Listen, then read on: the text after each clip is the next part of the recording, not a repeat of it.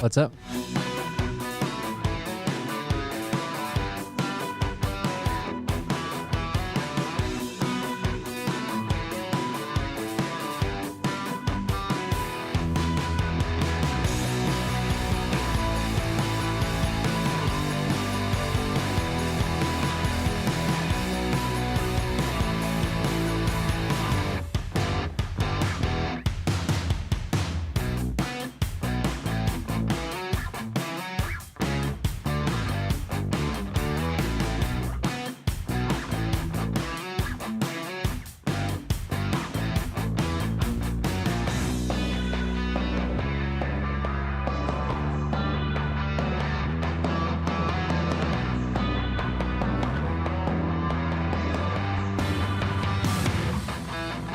Thanks. I don't. Somebody else is editing them, but I appreciate it. I like the shorts. I forgot to post it on YouTube today, though. Been TikTok exclusive.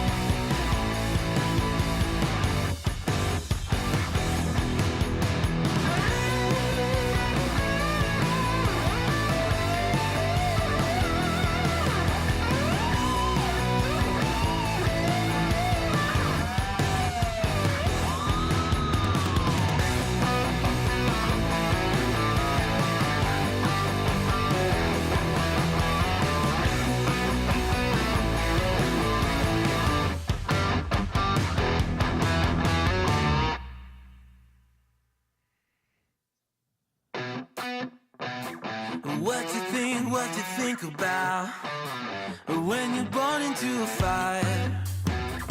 Let them burn it out. Sell them to the richest buyer. They wanna let the world decay. They tell us lies and fade away, fade away. We feel betrayed. We were raised to lose the race. Wake at the back of the pack, we kill it anyway. Listen up now, because we're never dropping out. Beat the odds, beat the big house. The brains are bigger than the How's your guys' stock market doing? cells. Never let the truth fade away. This is bigger than ourselves. We won't let the world burn away, burn away. We feel betrayed. We were raised to lose the race. Wake at the back of the pack, kill it anyway. To blame, haters face the world's mistakes. Wake at the back of the pack, kill it anyway.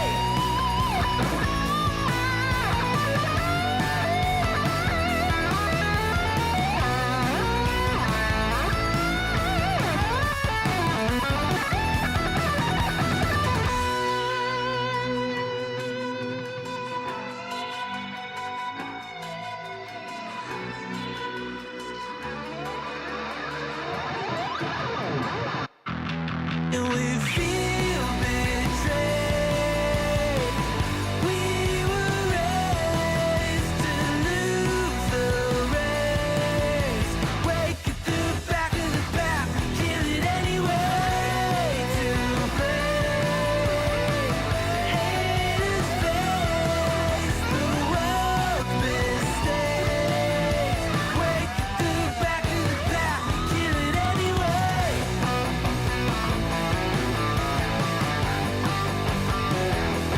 Liberation Day. Look out.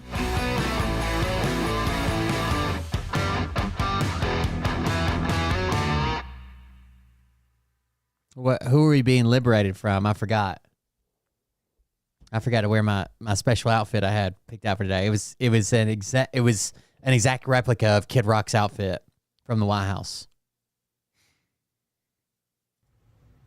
Hey Daddies, it's me, the Linda Binda from TikTok. I wanted to make this video because I wanted to thank you for watching Cold Beer Confessionals with Will Burr. I think that's just incredible. I've watched a few episodes and I'm just like very intrigued. But you know what I'm most intrigued in is? That's all I got. Big Daddy's meat stick. I heard that it's very thick, like a good old German sausage. You know, Linda and her coochie loves that. Oh, never mind. Let's not go there. Anyways, I hope you have a good show and enjoy it as you can. There's a lot of weird things that go on, especially when it comes from the realm of Linda Bindaland. So, enjoy the show. Thanks for watching. Peace out. Welcome everybody. I'm Will Bird. This is the Cold Beer Confessional. Thank you for joining us. I appreciate it. I didn't do a show last night. I was just wore out, dude. Honestly, like I got a headache is the reason I didn't do the show, but I was just wore out. Liam had a golf match. We've got a golf course here at a state park. It's actually not here. It's like an hour away. But so first of all, there's like the drive over there, the drive back. But it's like an hour away, but it's at a state park, Warriors Pass State Park. And damn, if it isn't the hilliest golf course I've ever seen in my life. Every fucking hole is straight up and down the hill. So usually I walk the golf course because Liam has to walk. First of all, I could stand to walk a little bit, right? Liam has to walk it when he's in the tournament. He's not allowed to ride in a cart. So I usually walk it with him. But the stars aligned yesterday. The bird curse came out. And like the front nine, which is what they always play, was under maintenance. So they had to play the back nine. I've never even been to the back nine here. So I thought it can't be that bad. Like right there is hole 10, and then it goes across the road. I could not find Liam. I walked all of the back nine twice before I finally found him, where he was at. I guess for some reason he started on like hole 15, then 16, 17, 18, then went back to 10. And both times I walked through, he must have been like off the course or looking for his ball somewhere in the woods or some shit. So I walked the course twice, and then I was like, fuck it. I'm getting a cart. I don't care. Liam just got to walk by himself. I've already walked through here twice, straight up and straight down all these fucking hills. I'm getting a cart. So I went and rented a cart and zoomed around until I found him. And then I just acted lazy the whole time. But by the time we got home, by the time I got to the office, it's probably like 9:30, 10 o'clock. Before we got all the way back over there, and I was like, fuck it. No, I'm not doing it. I'm tired. I got a headache. I was sitting here in the dark, and like, fuck it, I'm going to bed. So, no show last night, but nothing's wrong. I just wore out from the day. The golf match today was, he's supposed to have 3 in a row. He's supposed to have one yesterday, one today, and one tomorrow, but today's, for some reason, got canceled, but he plays tomorrow. I think Mariah's going to that one. In other news, the stock market's collapsing. So there's that. And the U.S. government admits in a court filing that it deported a guy that shouldn't have been deported. And then they say, well, we can't actually get the guy back. We can't actually get him back. We could, but see, like he's not a U.S. citizen, and he's kind of in El Salvador. Yeah, where you sent him. But yeah, he's there now. So, in the 22 days since Maryland resident Kilmar Abrego Garcia was mistakenly deported to a notoriously violent prison in El Salvador, his young son has sought comfort in the scent of his missing father's clothes. So he's a father of 3. One is his with a U.S. citizen, and then the other 2 are from her previous marriage. Quote, he shows me how much he misses Kilmar. He has been finding Kilmar's work shirts and smelling them to smell Kilmar's family scent. Now, this guy is a productive member of society. He works a job. He was supposed to be protected from deportation because a gang where he's from was extorting his family, his parents, and threatened to kill him and his brother. And he's a member of the union. He's actually a member of the same union that I was a member of. It's called SMART, S-M-A-R-T. I don't know why, but it's a sheet metals union. But for some reason, some of the it's sheet metal and railroad transportation or something like that. Some of the conductors in the U.S. follow under the sheet metals union. It's weird. But anyways, he's a member of that union. His union had come out to bat for him as well. It says Abrego Garcia, 29, who worked as a sheet metal apprentice and was pursuing his journeyman license, was pulled over in an IKEA parking lot and arrested on March 12th with his 5-year-old son in the car. An immigration judge in 2019 had granted him protection from being deported back to El Salvador, where Abrego Garcia was likely to face persecution by local gangs. He had a legal work permit issued by the Department of Homeland Security, his lawyer said. So he has a legal work permit to be there, to be here and to work, right? So again, here legally. When Trump supporters say, well, I don't care if they come here as long as they do it the legal way. Well, he's here with paperwork. Yet he was sent back to his native El Salvador, which President Donald Trump's administration acknowledged on Monday was an administrative error. An administrative error. Despite this, the White House officials have argued against bringing him back, alleging without showing any proof that he has ties to the MS-13 gang. The administration further says it lacks the power to seek his return from El Salvador's government, noting that a U.S. court could at best order the White House to entreat or even cajole a close ally. Abrego Garcia's mistaken deportation has outraged many while raising concerns about the expulsion of non-citizens who were granted permission to be in the United States. I don't think Trump supporters understand. Let's say they get arrested, right? Let's say they get pulled over and someone says, oh, you're an illegal. And they're like, no, I have an ID. Doesn't matter. I have a social security card. Doesn't matter. You're taken and put in an ICE facility until you see a judge. They're like, I could prove I was a citizen. To who? They have all the documents to say they're here legally too. Again, without due process, nobody's safe. It could literally be you.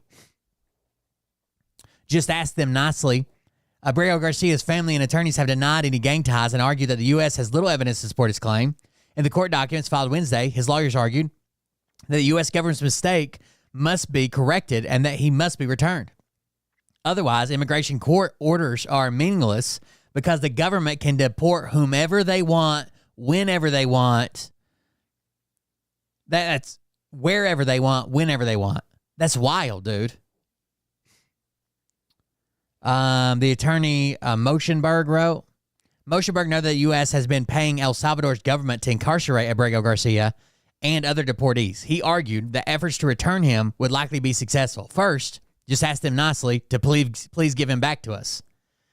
They're not even trying. They're not trying. They're just saying we can't do it. Their argument that there's nothing they could possibly do to get this guy back is significantly weakened by the fact that on Wednesday of last week, they put Kristi Noem inside that prison for a photo op, right? She made a video. They didn't so much as ask and say, by the way, you got this one guy. We messed up. Can we have him back, please? He said, and the U.S. previously moved mountains to return people mistakenly deported. And that's true. People that were mistakenly deported in the past, if that comes up, it's a rare situation, not like with this administration. We have done quite a bit to get them back. Ohio State law professor Cesar Garcia Hernandez said it's reasonable to ask the Trump administration to return Abrego Garcia, but the courts have little recourse if the White House refuses. They know once they're fucking out of here, as long as they didn't mistakenly deport a citizen, right? If it's a non-citizen, no matter how good their criminal record is, no matter how little trouble they've been in, no matter how weak the case is, when they got these people out of here without seeing a judge first. That's the big deal. That's why they loaded them on planes. That's why it was the middle of the night. That's why they refused to turn the planes around. Once they got them out of here without seeing a judge first, all they got to say is there's nothing we can do. And the court says, get him back. They're like, okay, we'll try. That failed. Right? But there's no recourse for this. That's because Abrego Garcia is not a U.S. citizen, is outside the country. The professor said the Supreme Court has long held that Congress, working with the executive branch, gets to decide who's allowed to enter and under what terms. I don't know of a single instance in which a federal court has ordered a presidential administration to allow a particular person who is not a U.S. citizen in the United States, the lawyer said. Abrego Garcia's erroneous deportation is truly worrisome, the professor said, because who's to say they won't deport somebody else who has legal permission to live in the United States? No one. No one. You can scream, I'm a citizen, all you want. You don't think that some of these people that were deported were like, I'm here legally, I'm a citizen, whatever it took to try to stay here? Of course they did. The only person to argue that to is a judge. Unless somebody's going to be a fucking ICE whistleblower and say, oh, I checked this guy out and I Googled him or something. Like, the only person to argue that to is a judge. And if you're not seeing a judge, it could be you. Not like you might know somebody who's working here legally, right? Not even illegal, working here legally, asylum seeker, whatever. It could be you, a U.S. citizen. They're probably less likely to make that mistake because of the bad press, but still, if you're not going in front of a judge, who's to say? Abrego Garcia said that he fled. This is what's sad. He fled El Salvador because a gang called Barrio 18 routinely was extorting his parents' business for rent money. And when they stood up to them, they threatened to kill him and his brother if the family didn't keep paying the extortion. According to court documents in his 2019 case, the family sold pupusas, El Salvador's signature dish, which are flat tortilla pouches that hold steaming blends of cheese, beans, and savory pork. Abrego Garcia's mother ran the business, Paparusa Cecilia, out of their home. His father was a former police officer. So the gangs are so bad there, obviously. His father's a former police officer. A former police or someone who touches a Tesla. You're right, Dillingham. His father's a former police officer who couldn't do shit about getting extorted, right? The family eventually sent Abrego Garcia's brother, Cesar, to the U.S. Abrego Garcia was also sent to the U.S. after the gang repeatedly tried to recruit him, immigration court documents stated. Abrego Garcia came to the U.S. illegally, so he did enter illegally, from El Salvador around 2011, according to his lawyers, and made his way to Maryland to join his older brother, a U.S. citizen. So his brother has gotten citizenship. His brother came here first. Abrego Garcia's immigration from El Salvador was the subject of an October 2019 immigration hearing. He was arrested while looking for work. So basically, ICE do these work raids, right? You've seen them show up, or at least people make jokes about them showing up at like Home Depot or whatever. So he was out looking for work, probably in construction, and ICE showed up and said, okay, you don't have permission to work here. So they took him, right? He was arrested and then turned over to U.S. Immigration and Customs. Now, this is all in 2019. Following allegations about his gang membership. So he was arrested by the local police. This is where the story gets weird. And it seems like the police didn't even believe this story. This is what it seems like. But Maryland police, basically, they saw that he had some Chicago Bulls gear. Remember how we were going over the point system the other night? He had some Chicago Bulls gear. And a informant, an unnamed informant, said, oh, yeah, he's a big member of MS-13 in New York State. The problem here that his lawyer brings up is he's never, ever been to the state of New York.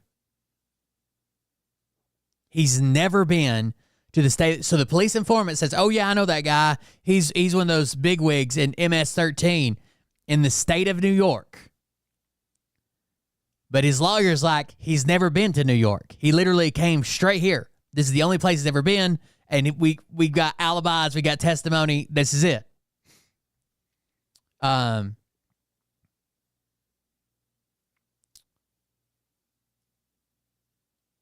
ICE had argued against his release because local police in Maryland had, quote, verified his gang membership. I think, somebody correct me if I'm wrong, or if you're watching this replay, correct me if I'm wrong. I'm almost positive that the more, this sounds counterintuitive, the more people they get, depending on who's president and what programs are going on at the time, the more people they get as verified gang members arrested, the more federal funding they get to fight these gangs, okay? There's definitely an incentive to identify gang members. That's why we have gang task force. That's why we do co-ops with like the ATF and the FBI and this SWAT team and blah, and they're driving around in armored vehicles and shit. All that is for gang warfare. I think there's an incentive to label people as gang members. I know it gets them deported faster. I know it gets ICE taking care of them, treating them differently, but I think it benefits the local police as well. It says they had verified his gang membership, court records say. Abreu Garcia subsequently filed for asylum while his lawyer submitted voluminous evidence that he faced the threat of violence in El Salvador. Abreu Garcia's attorney also pushed back on this MS-13 claim, which was based on a confidential informant's allegation, court documents said. The informant alleged that Abreu Garcia belonged to MS-13 chapter in New York State, where he had never been. An immigration judge denied Abreu Garcia's asylum request in 2019, but granted him protection from being deported to El Salvador. He was released, and ICE did not appeal. Again, they're saying, oh, well, we could tell that Maryland, we saw in the case that Maryland had verified that he's a gang member, but you didn't see that the judge had ruled that he could not be deported.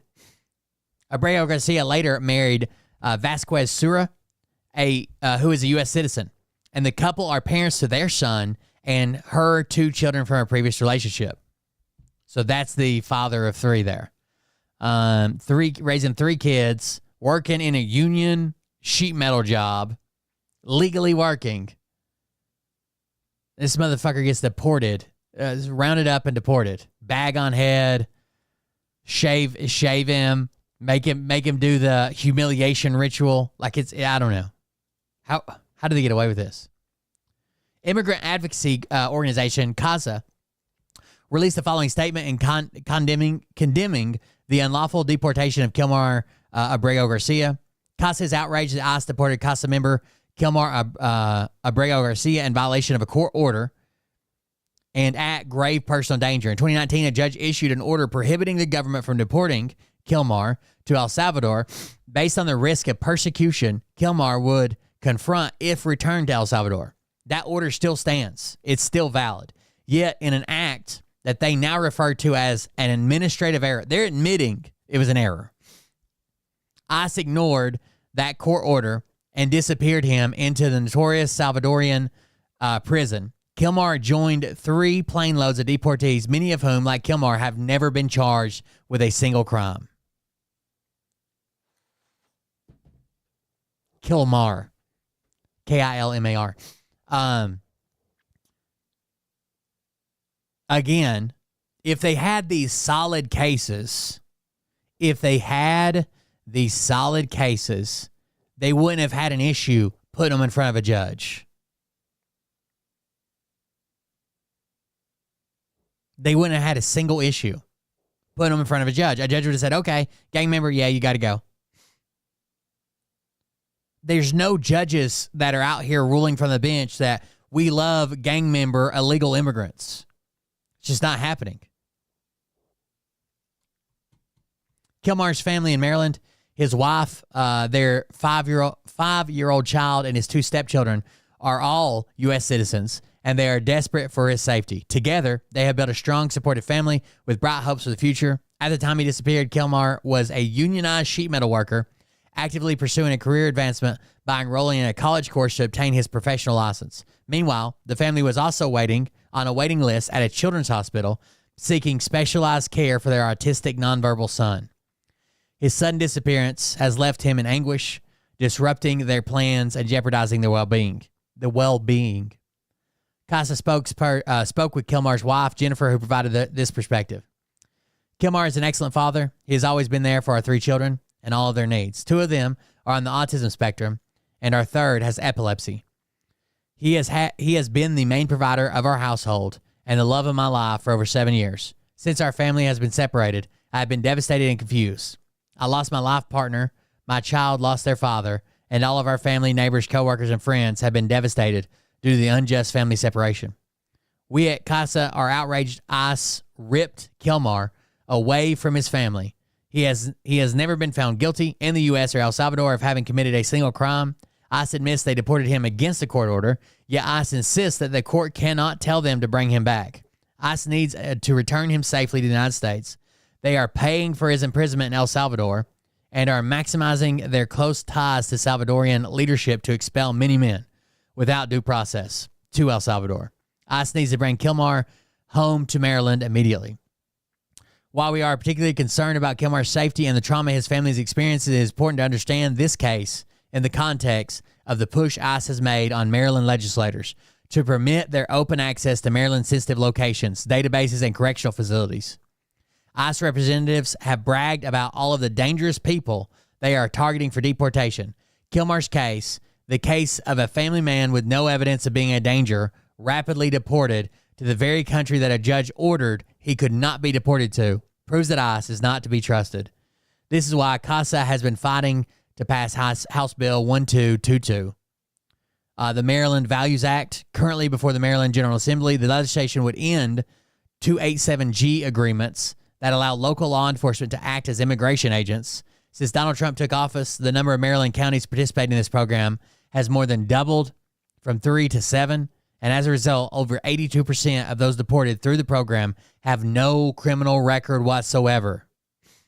ICE has obfuscated these statistics, insisting that their focus is on gang members. What has actually happened is that they have violated individuals' rights to fuel their mass deportation campaign. Enough is enough. We demand accountability. We demand that Maryland Senate protect our communities by passing the Maryland Values Act. We demand justice for Kilmar.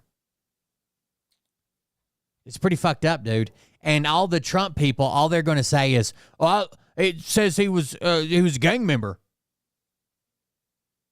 Okay, you're a gang member. You're a member of MS-13 now. Does that make it true? Does that make it valid? Holy fuck. He's obviously not a gang member. They deported a homosexual makeup artist.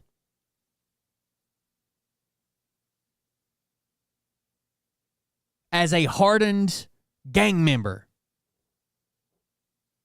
A flamboyant homosexual makeup artist. I don't think they fit the molds, if you know what I mean. I don't think it's happening. We also have the brand new... Have you guys heard they're updating the national anthem? I don't know. I wasn't here yesterday, so I'm going to talk about it. The new national anthem. I don't know if you guys are seeing it or not. I don't think that a homosexual makeup artist would be a part of the MS-13 gang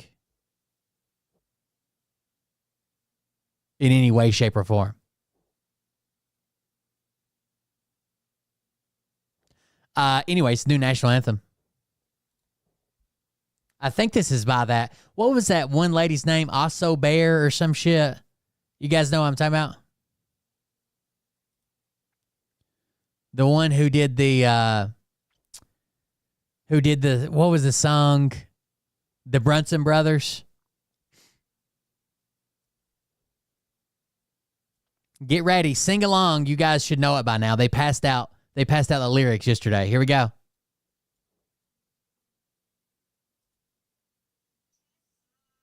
Oh, hold on. Audio. We missed the first note.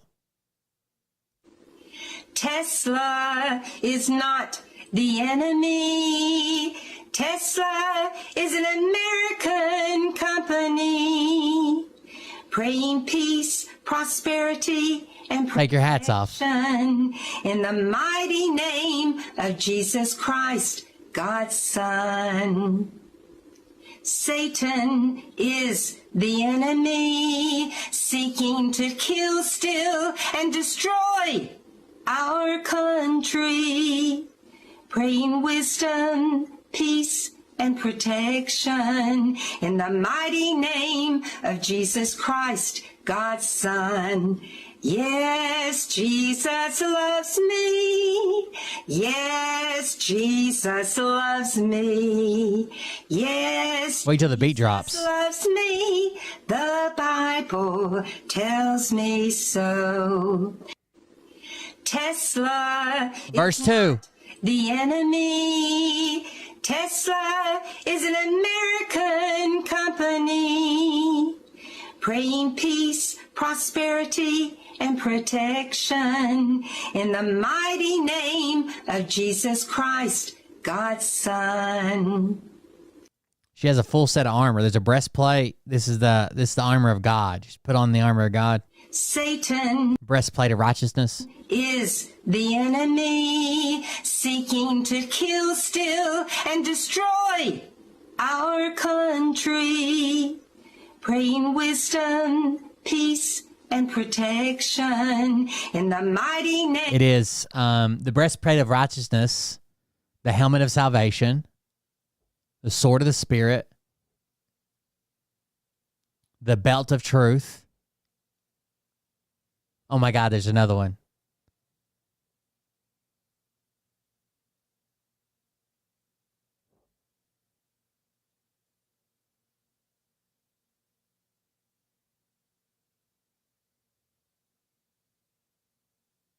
There's another one. I just can't remember it. Name of Jesus Christ, God's Son. Yes, Jesus loves me. Yeah. Oh, sorry. Hold on. I'll restart it for you guys. I didn't mean to interrupt. I know you guys are particular about your music segments.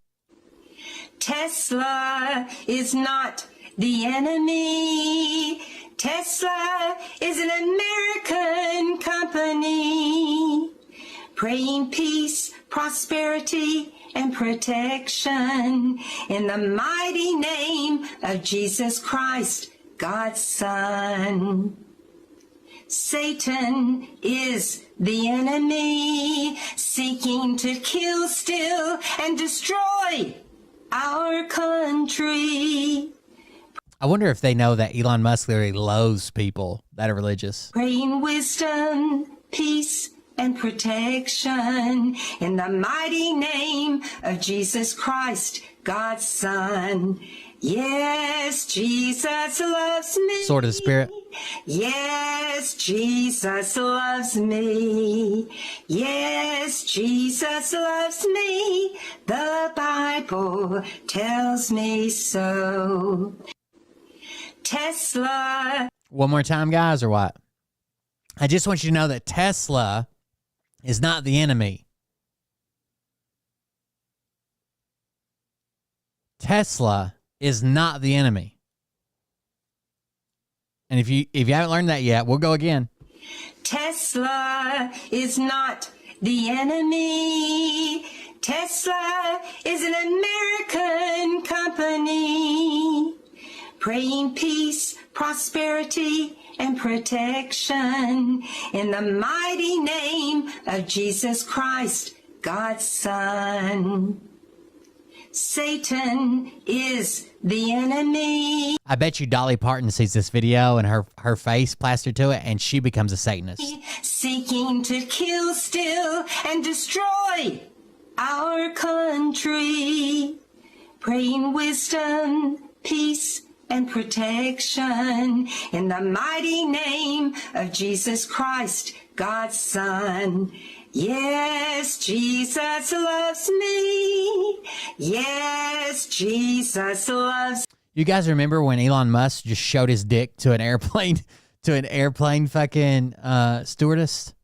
me. That had to pay her like $250K? Yes, Yes, Jesus loves me. The Bible tells me so. I can get it on CD. The problem is, if you get it on CD, it's one 17-hour loop. One track. You can't skip ahead. You can't back up. It is one track. It's 17 hours long. And we always know why it's 17, right? This was shared by Christian Nightmares. Is the name of the Christian Nightmares. There's got to be some good stuff in here. Understand, God and his throne is righteousness and justice. The enemy only perverts it or counterfeits it. So what's the enemy trying to do? He's trying to bring unrighteousness and injustice. And what we have to do is take our spiritual authority and begin to get our rightful place. But I want to say this about Wisconsin very quickly. Brett Favre went up there. He's a friend of mine. I know Brett personally. He's a great friend. And he helped to turn the election around. And I believe that there is something different in Wisconsin. You know, they're not the Green Bay Packers for no reason at all. And I think they're going to start sending some of this liberal garbage, including these judges, a packing. But here's a packing. A shit packing. I get it. That makes sense. Warfare, and I think I saw it firsthand, especially. Oh, of course she does. Of course she believes in spiritual fucking warfare.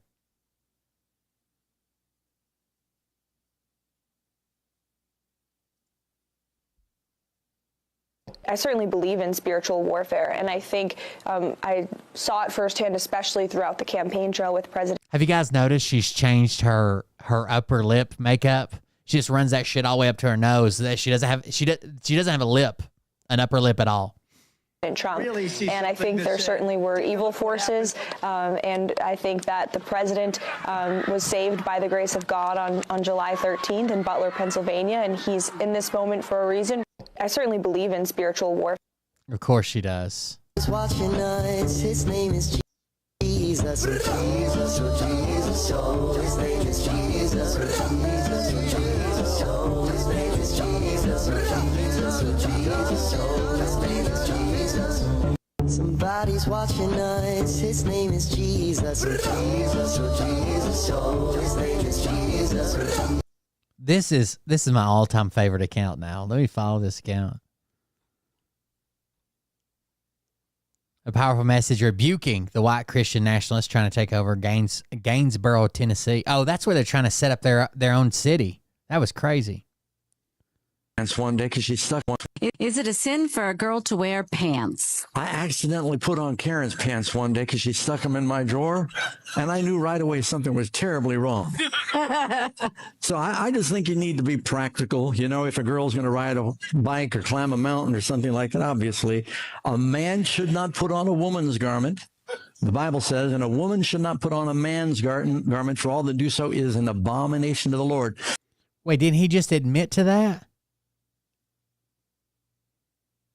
Wait, we're backing up. He's got a very heavy lisp. It's not helping him any. But he said he accidentally put on his wife's pants, right?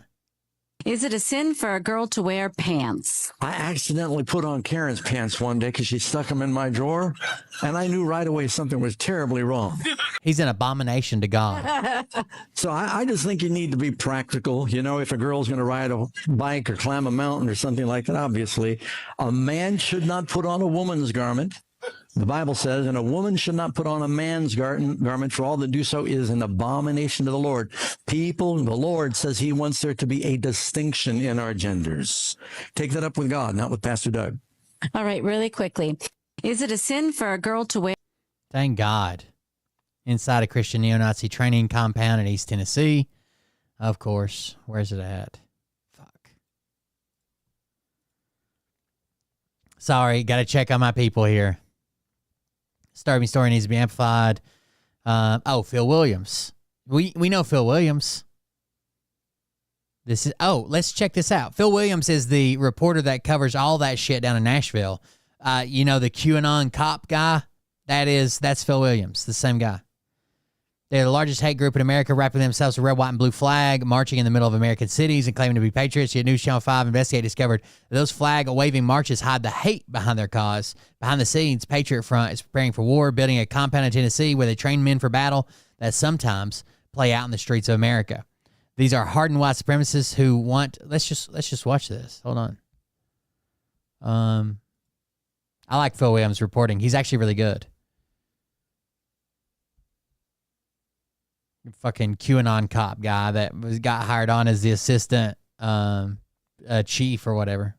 Tonight at 6, News Channel 5 investigates the neo-Nazis next door, a large hate group that our investigation discovered is expanding its presence right here in Tennessee. Good evening to you. I'm Carrie Sharp. That group, the so-called Patriot Front, is probably best known for plastering our communities with their hate-filled posters and graffiti. Now our investigation has uncovered new videos that reveal the group is also preparing for battle. Chief investigative reporter Phil Williams is continuing as hate comes to Main Street. That's our boy, Phil. Phil, you have been working on this story for more than 3 months. He's behind the chat right now. We gathered never-before-seen video that shows what the Patriot Front is really up to. As you're about to see, that includes training men to fight right here in the volunteer. I know a lot of the militia groups have been trying to expand loosely, and they stopped using terms after January 6th, which is it's probably better now. After January 6th, they wouldn't even call themselves militias. They would call themselves a community of guys who like to, hunt and fish and shoot guns. Like they were still trying to recruit and very loose ties because basically January 6th was taking them down from like top to bottom. Your state. Right now, we've got an enemy. If they get rid of our enemies, we're going to have to find a new one. Our investigation began last fall as anti-fascist activists protested an annual white supremacist gathering inside the lodge at Montgomery Bell State Park, about 40 miles west of Nashville. It was an investigation that would eventually lead us across the state to this large compound being built by a hate group right here in Tennessee. A compound where members train for battles that sometimes play out on the streets of America. These are smart, observant, thoughtful Americans who see that our country is... To be fair, that's the best way to learn how to fight. Is going in the wrong direction and has been going in the wrong direction for decades. Which may be why Jerry Taylor, the founder of the American Renaissance Conference, insisted that we not take video of any faces while we were inside the conference. How about the neo-Nazis? I don't even know a neo-Nazi. That is absolutely false. Jerry Taylor lied to you. Jeff Tischhauser tracks hate for the Southern Poverty Law Center, and he knows a lot about the men we identify. He is a good reporter, and he doesn't back down for shit. Software, men like Thomas Rousseau. Nationalism is natural. Patriotism is inevitable. Rousseau, seen here during a demonstration in Nashville last summer, heads the Patriot Front, one of the largest organized hate groups in the country. Known for their flash mob protests that suddenly spring out of the backs of rental trucks, it's got to be to hide their faces. Their flag-waving marches are designed. It's got to be like somewhere around Knoxville or something.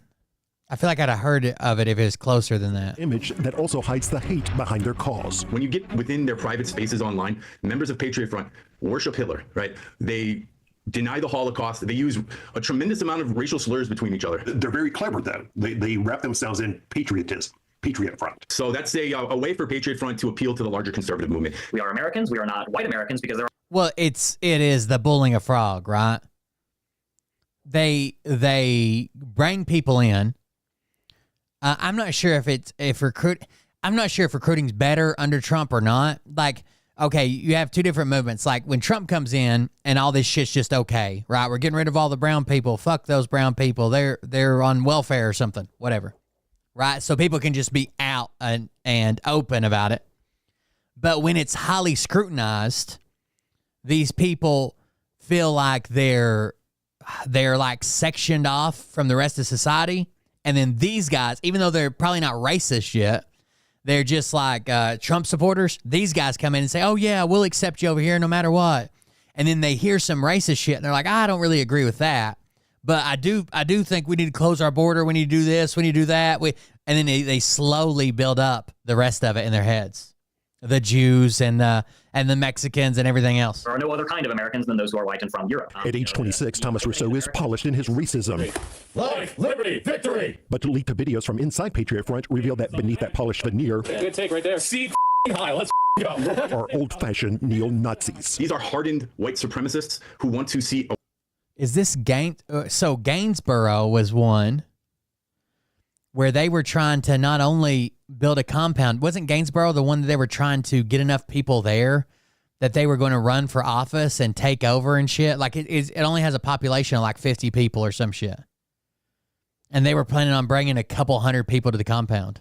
a white ethno-state created somewhere in the United States. You are not welcome here. Outside the American Renaissance Conference, we had also spotted these two men. Our search quickly came back with matches. Robert Benjamin Whitted of Texas and Garrett Joseph Garland of Illinois. Both were among 31 Patriot Front members arrested 3 years ago, accused of plotting to create a riot at an Idaho Pride celebration. Ryan Hunter was one of the prosecutors. They wanted to basically promote a fight. They wanted to get people to respond, make them angry, make them attack them. And, their history is that they then try to play that they're the victims. You can announce.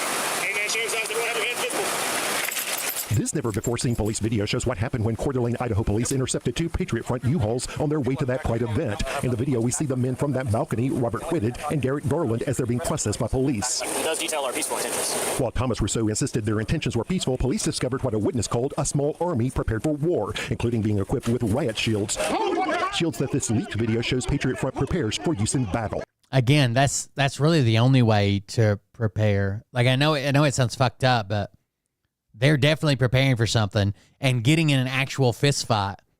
Even though most fights don't end up that way, it's usually like a numbers issue, right?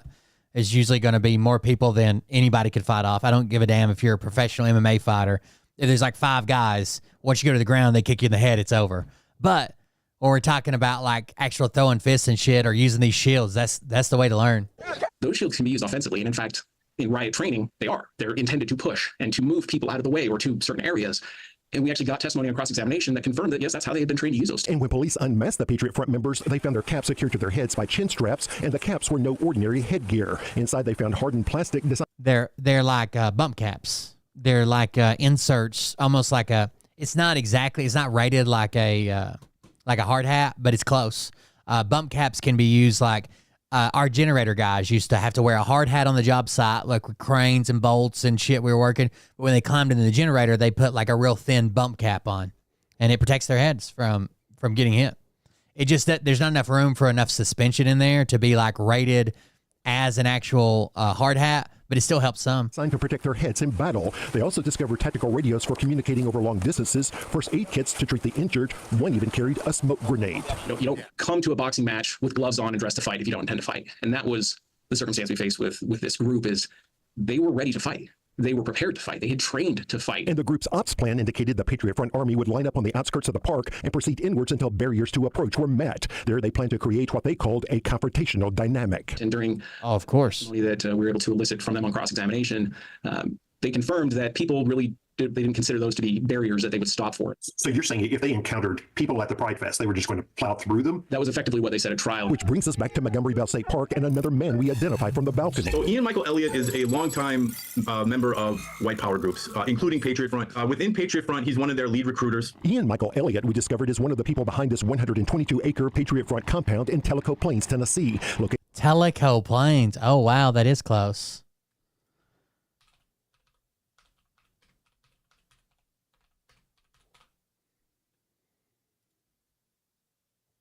It's a pretty rural area too. I mean, it's not as like I said. It's on the other side of Knoxville, but still.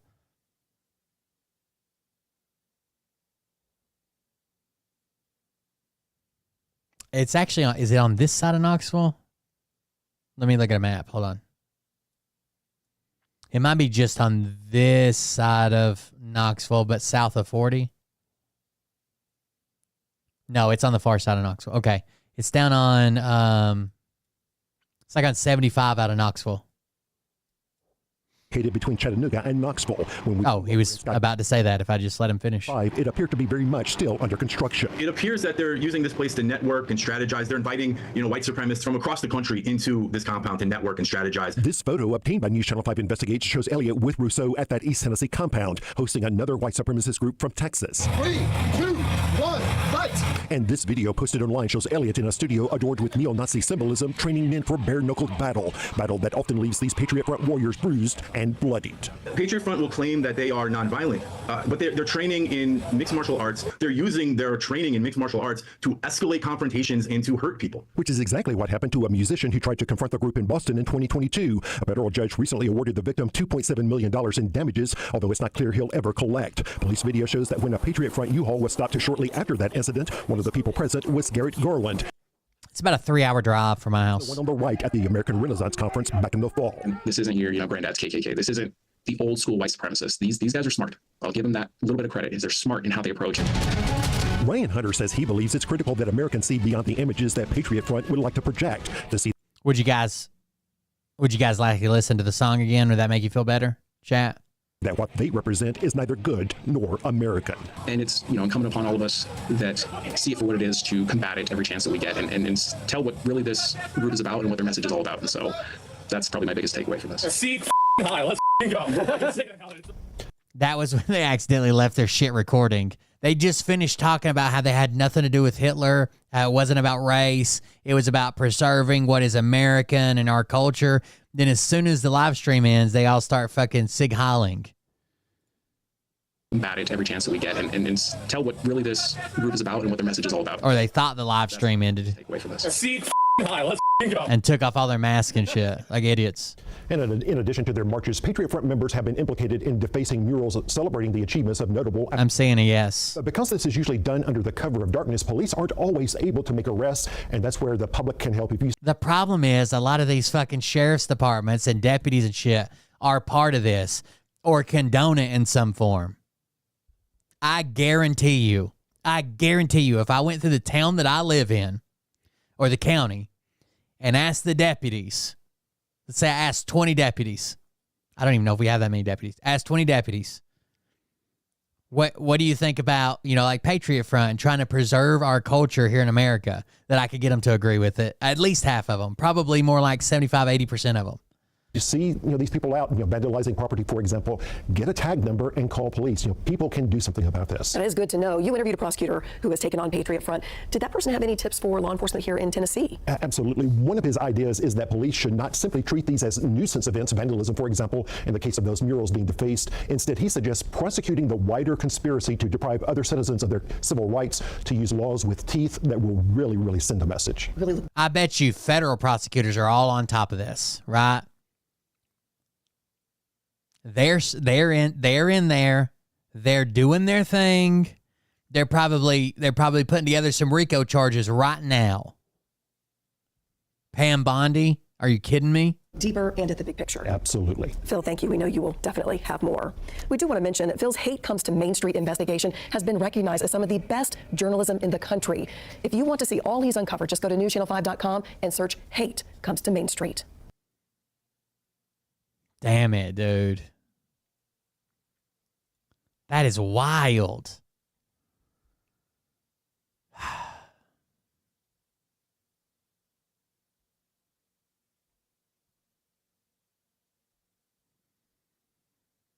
Yeah, that was from back in. Patriot Front propaganda shoot, manifesto reading in Sig Heil, October 29th, 2021.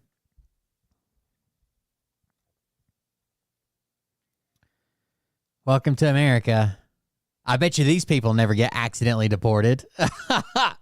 I bet you. I bet you that's not about to happen. Fuck me, dude.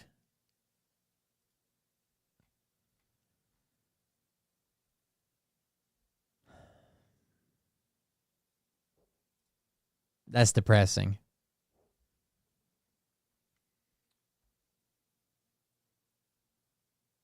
Well, since Democrats don't seem to listen when I try to talk to them like adults, we're going to treat them like toddlers and talk to them like they're toddlers, all right? Okay.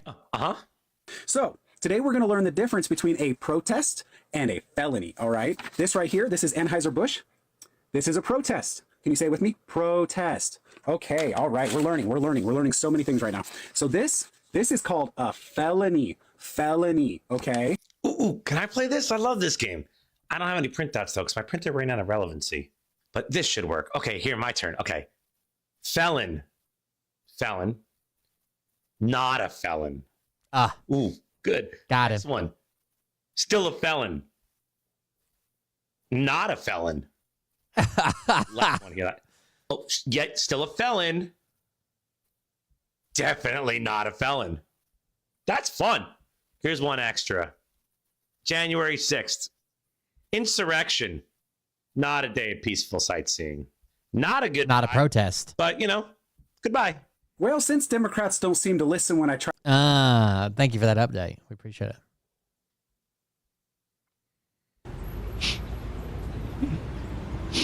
Hey, Elon, it's me, JD Vance. How you doing, little buddy?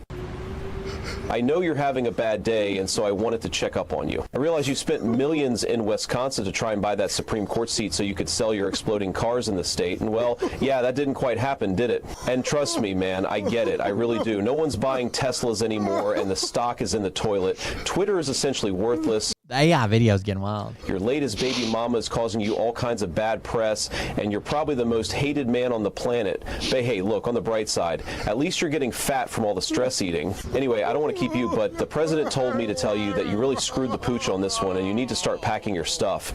Yeah, bro, he wants you out by tomorrow. Can you do that for me? I got a tip for you. This always works for me when I'm feeling a little blue. Open a nice bottle of wine, strip down to your tight whites, and have some really hot sex.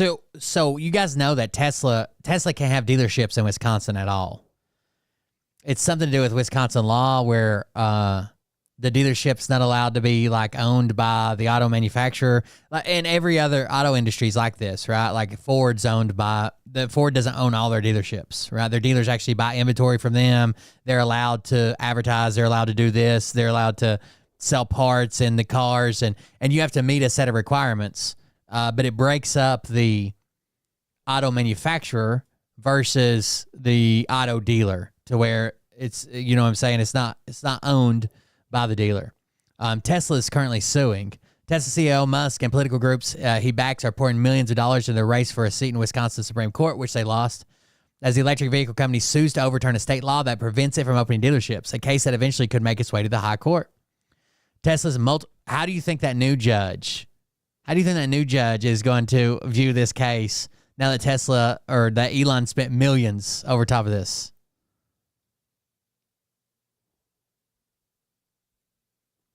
Tesla's multiple attempts to open its own dealerships in Wisconsin keep running up against a state law that only allows third parties, not auto manufacturers, to operate them. The company filed a lawsuit in January seeking an exemption, just as two Musk-backed political action committees started supporting the Republican-backed candidate, Brad Schimmel, over his opponent, Susan Crawford, who is supported by the Democrats. Musk, who is the world's wealthiest person and is running President Donald Trump's initiative to slash the size of the federal workforce, has given $3 million to the Wisconsin GOP, while groups he supports have funneled more than $17 million into the race. The contributions are part of an extraordinary spending spree in the race, making it by far the most expensive judicial race on record in the U.S. Total spending has eclipsed $80 million, with days still to go before the final day of voting on April 1st, and they lost. Schimmel's critics have accused Musk of trying to buy a favorable ruling for Tesla should the dealership case make it to the Supreme Court. Here are the full details of the law in Musk's lawsuit. State statutes generally prohibit vehicle manufacturers from owning and operating dealerships in Wisconsin and give that franchise to third parties. The law was intended to prevent manufacturers from undercutting independent dealerships, right? So you couldn't come in and sell for less and take a loss just to run them off. Nearly 20 states have similar prohibitions, according to the National Conference of State Legislatures. The law took hold in the 1930s as car makers started to rely on independent dealerships to sell and service vehicles so they could focus on production. Later, independent dealers wanted to prevent manufacturers from opening their own dealerships and driving them out of business. Tesla sells its vehicles directly to consumers. So someone argued the other day that Elon's not the one that owns the dealership. Tesla owns the dealerships, all of them. They own every dealership. It's not an independent dealership. Directly to consumers who can have their vehicles shipped directly to them or to the dealerships in 27 states. Because the company can't set its own dealerships in Wisconsin, buyers there must have the cars delivered to them or travel to a dealership in neighboring Minnesota or Illinois to pick them up. Tesla officials have been working for almost a decade to secure an exemption from the law. Republican legislators introduced bills in 2017 and in 2021 that permit Tesla dealerships, but none of those made it out of the legislature. They inserted an exemption for Tesla dealerships into the 2019-2021 state budget, but Democratic Governor Tony Evers used his partial veto power to erase that provision. So they thought they won in 2019-2021 budget, but of course it got erased. He tried, so the AG tried to, but the courts he went to would not hear it. And he finally ended up at the Supreme Court. The Supreme Court can originate a course too. They don't just have to hear an appeal. They can originate their own case as well. And the Supreme Court refused. I'm I'm pretty sure every court refused to hear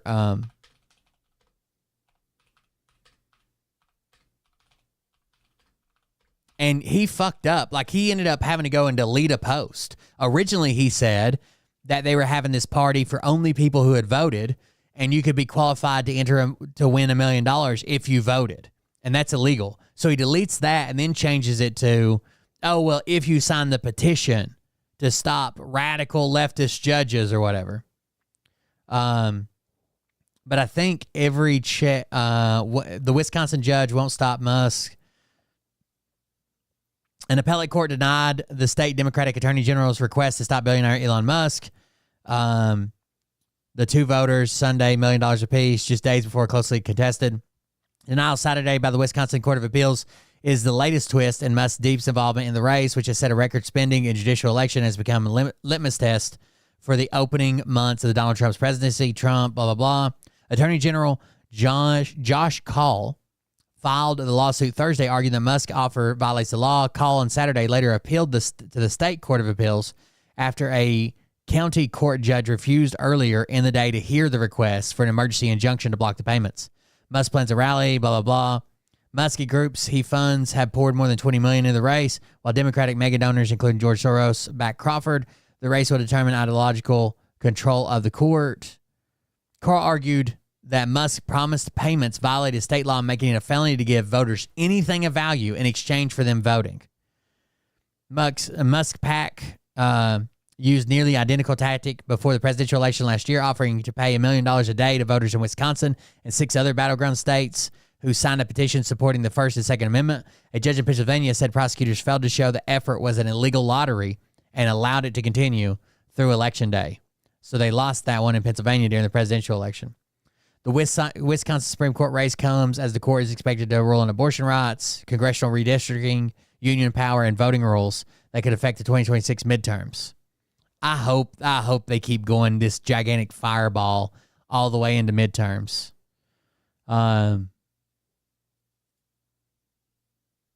Yes, I hope that there is a giant referendum on Donald Trump and Elon Musk and his actions and firing veterans and all the shit they've done. Like, God damn. I want so bad for the voters to put them in their fucking places. Or put them in their fucking place.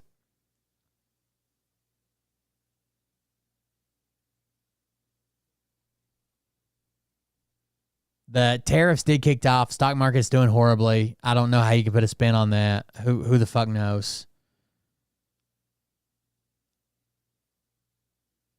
Let's see what this is.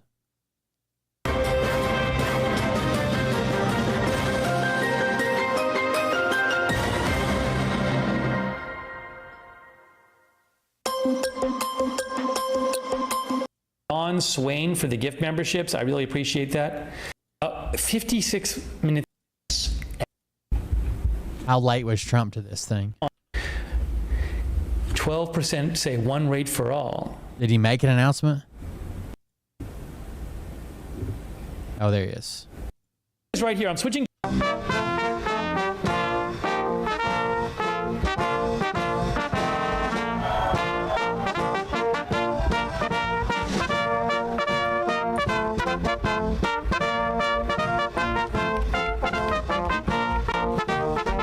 Well, I mean, we're quickly headed to a constitutional crisis, even when they do get ruled against. You know what I'm saying? Like, somebody's the ultimate enforcer. It should be the Justice Department, like U.S. Marshals and shit, right? To the point of holding them into contempt of an order. But they fall under the Department of Justice. They seem to be heavily radicalized. I mean, it's Project 2025. Once you got everybody on your side, it doesn't matter when people come for you. Who's going to be the arm of the law that enforces anything? Who's going to be the enforcer, I guess?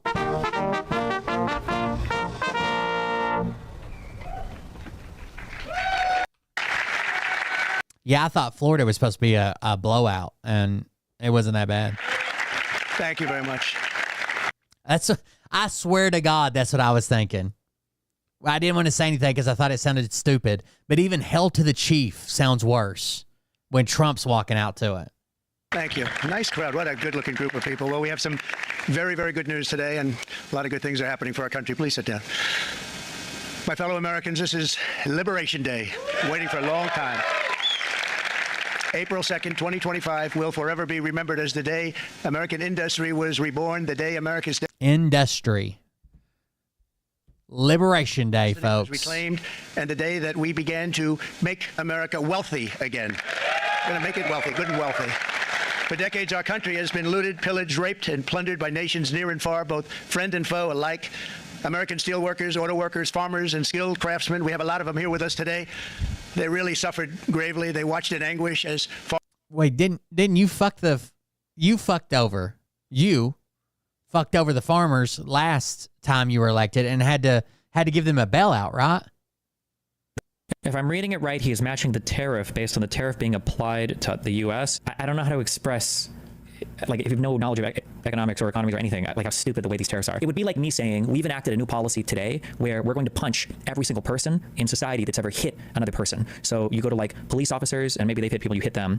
Then you go to like doctors and nurses that have worked in maternity wards, and since they slap babies, you start hitting them. It's stupid. Like different companies, like trade is incredibly complicated, and different people have a very sophisticated scheme for how they do VATs, for how they subsidize certain industries, for how they approach tariffing, or how they have quotas or whatever. To just say that there's some 1% that a country has on your economy.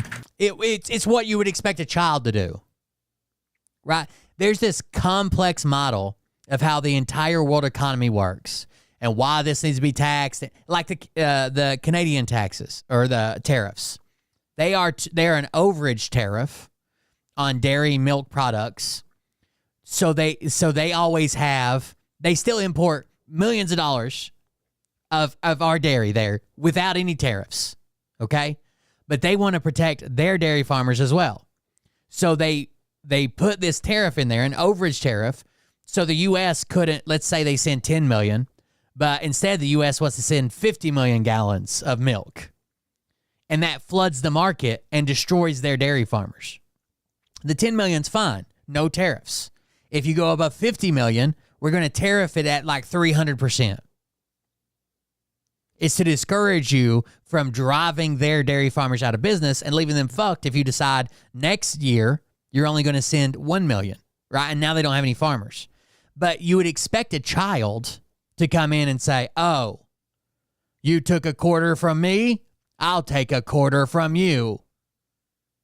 And never look at anything outside that.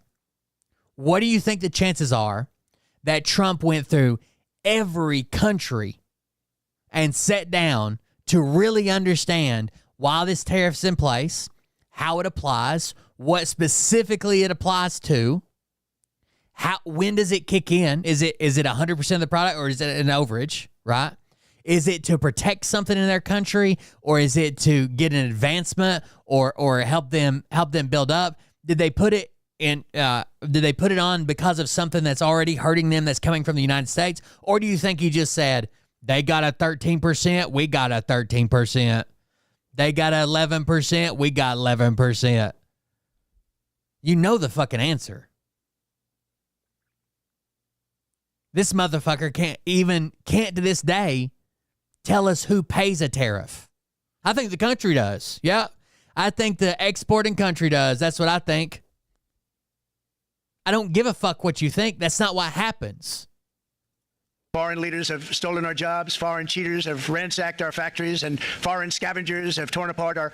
And never, ever, ever, ever, ever let them forget, when he talks about Mexico and Canada, our two greatest trade partners, he signed the deal that they trade under and called it the best trade deal that the world has ever seen. He signed that. And if he had any issues with the trade, with deficits, with tariffs, there would have been a time to bring that up when he signed the trade deal. This is now a stunt. That's all it is a stunt. He told his retarded voters, hey, I can make us wealthy. I'll just tariff everybody. And now he's like, well, we might as well try it. once beautiful American dream. We had an American dream that you don't hear so much about. You did 4 years ago, and you are now, but you don't too often, and for many years and decades. It's their own personal rebellion. They're not blowing as hard. Didn't hear too much about. Our country and its taxpayers have been ripped off for more than 50 years, but it is not going to happen anymore. It's not going to happen.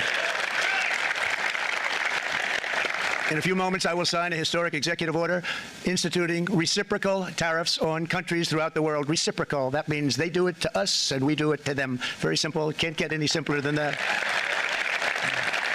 This is one of the most important days, in my opinion, in American history.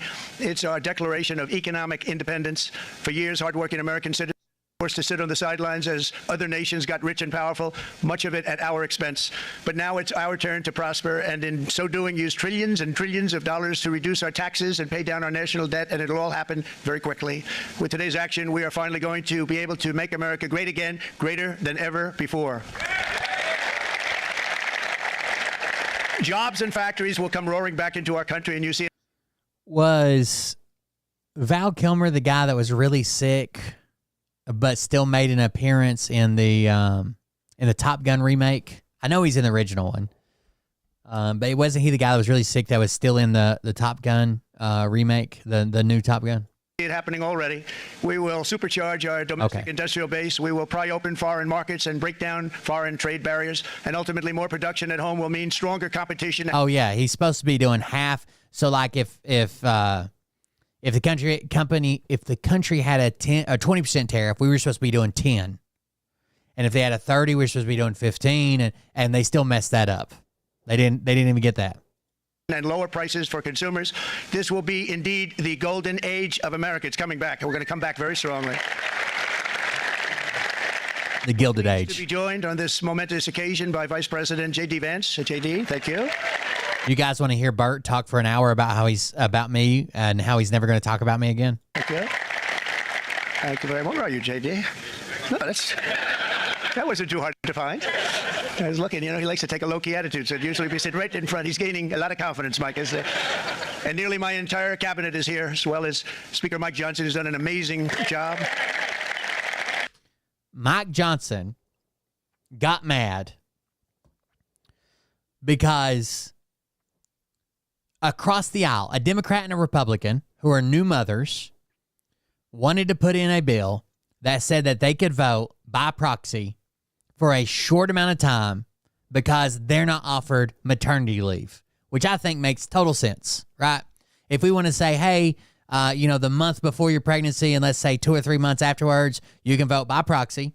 We got to have rules around it, right? You can't just have some guy voting the way he thinks you would vote, but you're actually voting by proxy and telling somebody, this is my vote, this is how I want to vote on it, whatever. That's fine. He refused to hear the bill. They went around and got bipartisan support to get this bill heard and voted on. He tried to stop it. He got mad that they got bipartisan support, Republicans and Democrats, enough bipartisan support to get it and to vote on it, to bring it up and to vote on it outside of his control. He got mad on Tuesday when that happened and told everybody to go the fuck home till Wednesday because they weren't ready to be serious. Or go the fuck home till Monday because they weren't ready to be serious. Just gave them the rest of the week off. That'll show them. That'll show them. And with the great success we had last night in Florida, we have a majority of 7. And 7's like a lot when we had it at 1, right?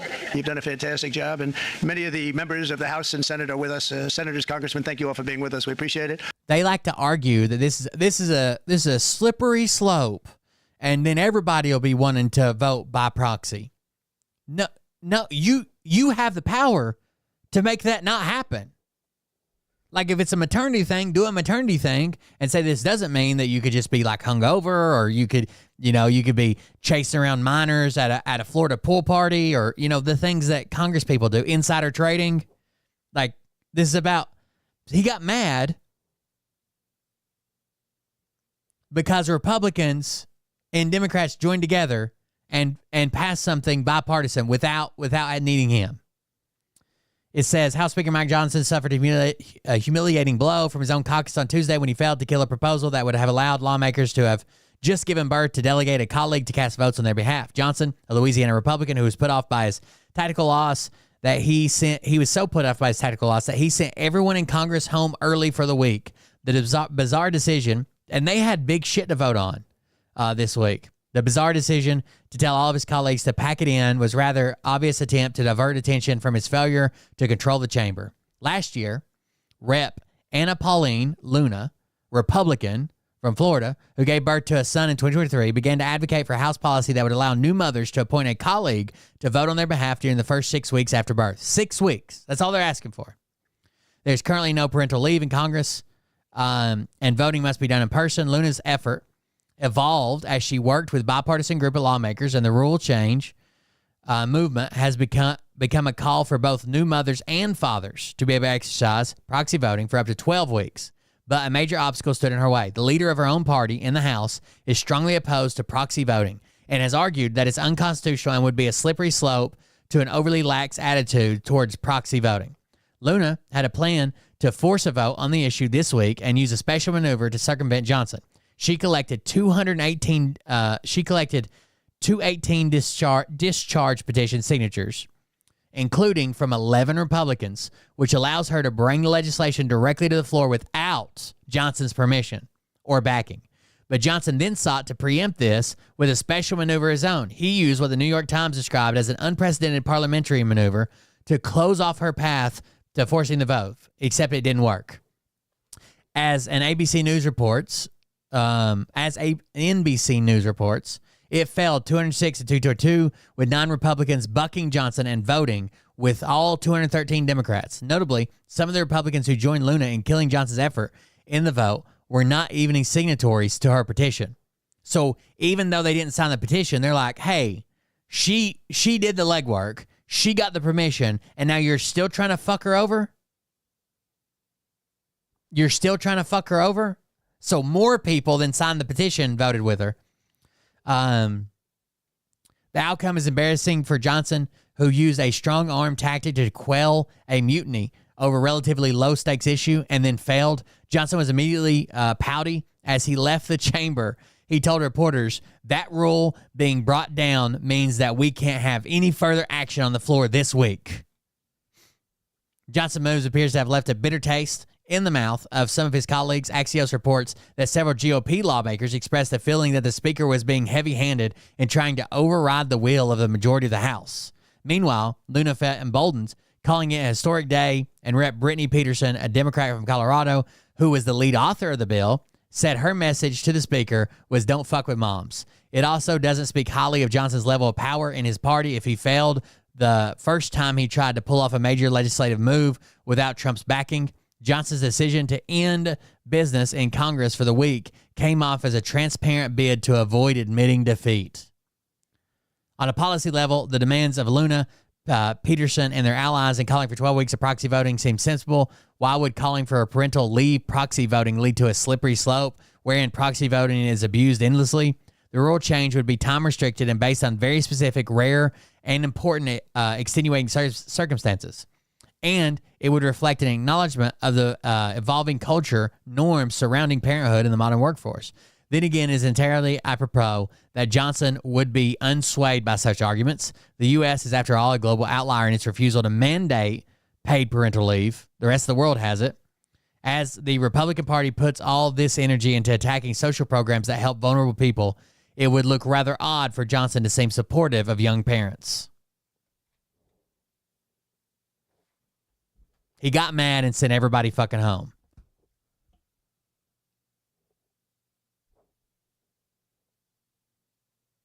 Like, this isn't a fucking Little League baseball coach, right? He's a goddamn speaker.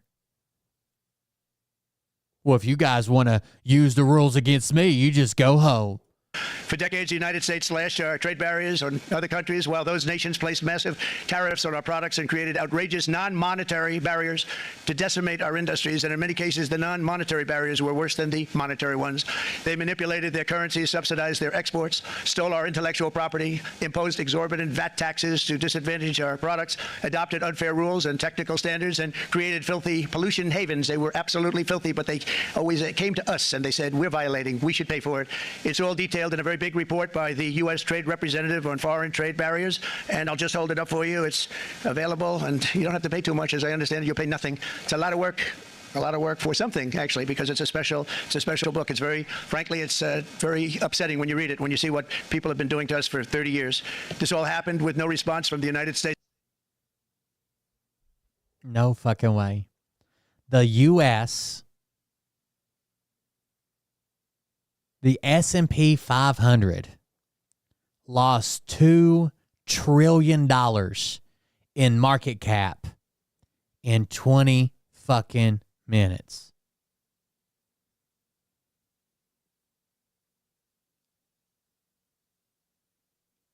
$2 trillion in market cap in 20 minutes.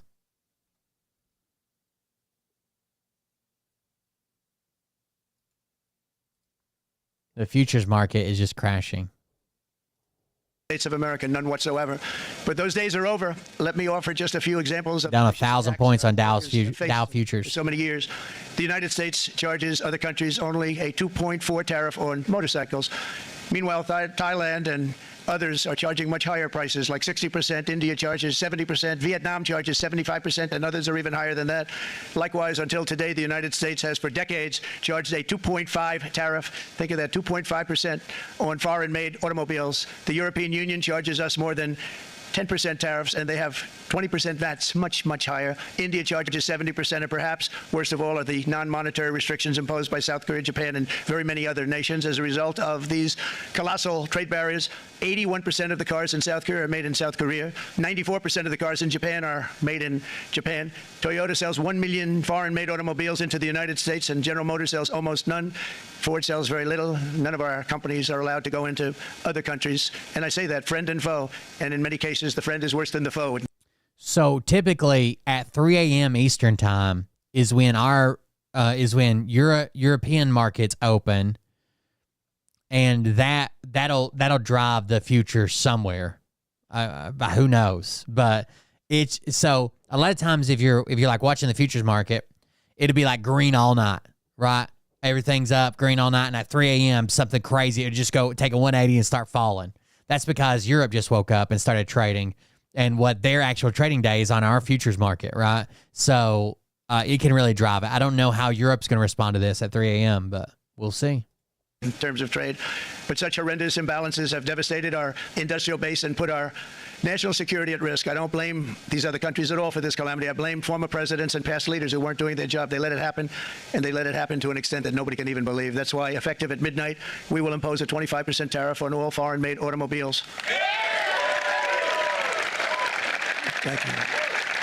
Brian, I'd like to have you come up here for a second, okay? I just see him sitting. He's been a fan of ours. And he understands this business a lot better. Thank God. Economists a lot better than anybody. Brian, say a few words, please, would you? Thank you. Thank you. It's a great honor to have you. Thank you. Anybody shows up in a goddamn safety vest and a Trump visor, automatically not trusting anything this guy says.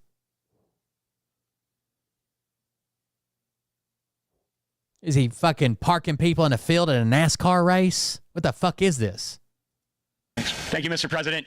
I grew up just north of Detroit, Michigan, in Macomb County, known as the home of the Reagan Democrats. My first vote for president was for Ronald Reagan. I thought that was going to be the best president I ever saw in my lifetime until Donald J. Trump came along.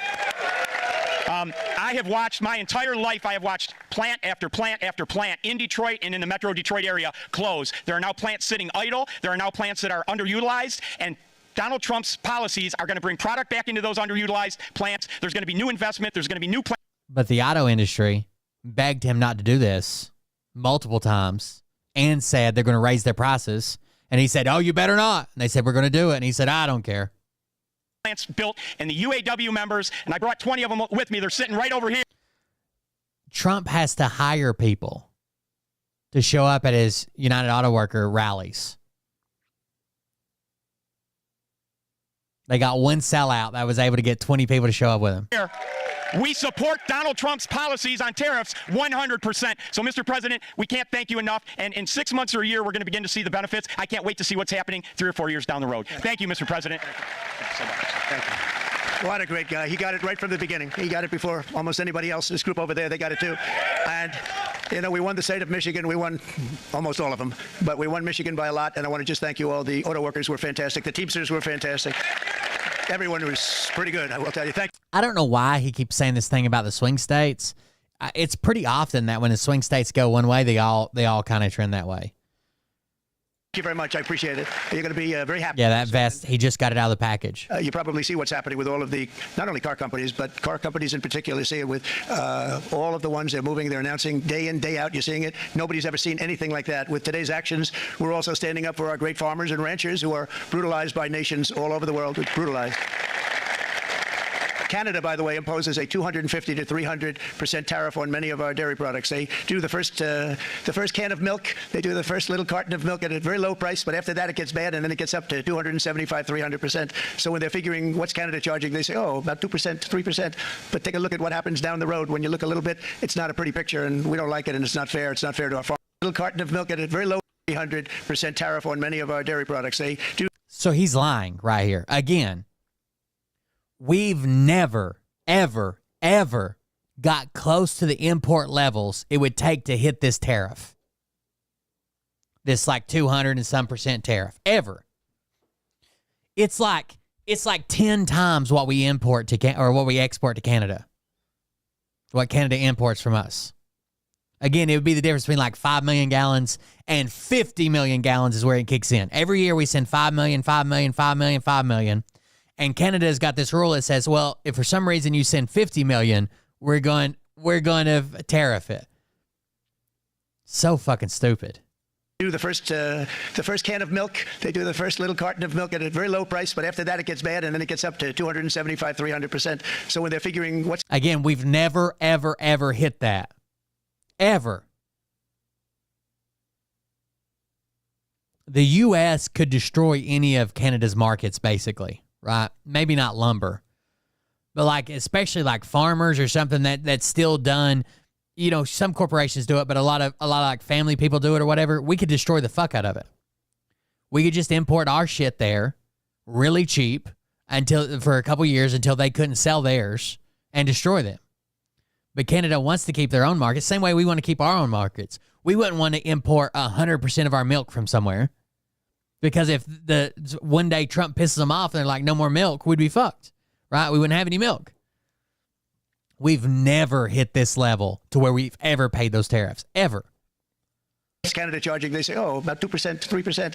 But take a look at what happens down the road. When you look a little bit, it's not a pretty picture, and we don't like it, and it's not fair. It's not fair to our farmers. It's not fair to our country. He's lying. And with countries like Canada, you know, we subsidize a lot of countries and keep them going and keep them in business. And the reason he uses that milk one is because it's the highest one, and it sounds bad, right? If you don't explain, if I just told you like, well, Canada charged almost a 300% tariff on U.S. milk, that sounds bad. Like why they charging a 300% tariff?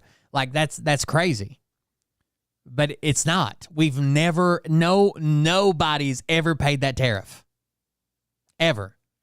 In the case of Mexico, it's $300 billion a year. In the case of Canada, it's close to $200 billion a year.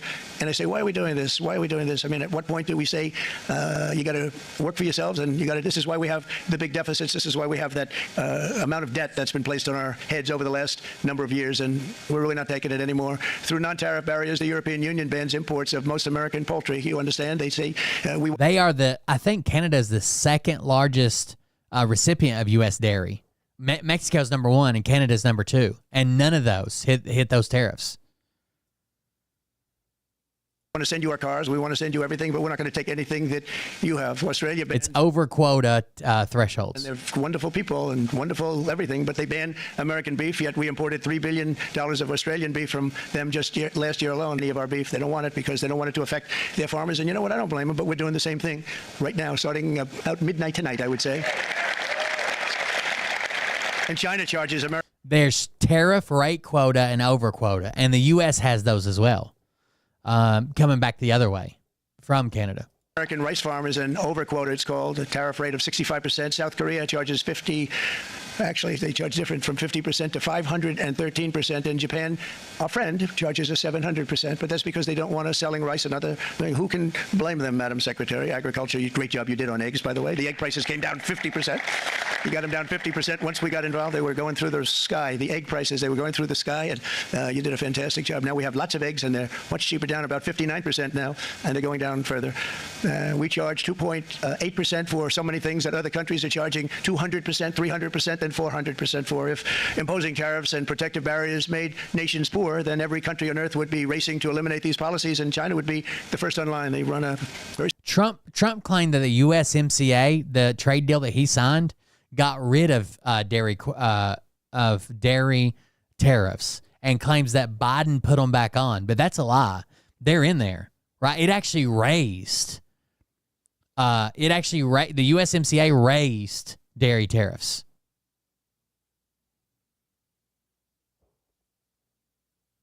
Very strong country, but they're not first in line, and the American people are paying a very big price. From 1789 to 1913, we were a tariff-backed nation, and the United States was proportionately... Almost everything that is agriculture faced little to no tariffs back and forth between U.S., Canada, and Mexico, except for overages, right? Quotas.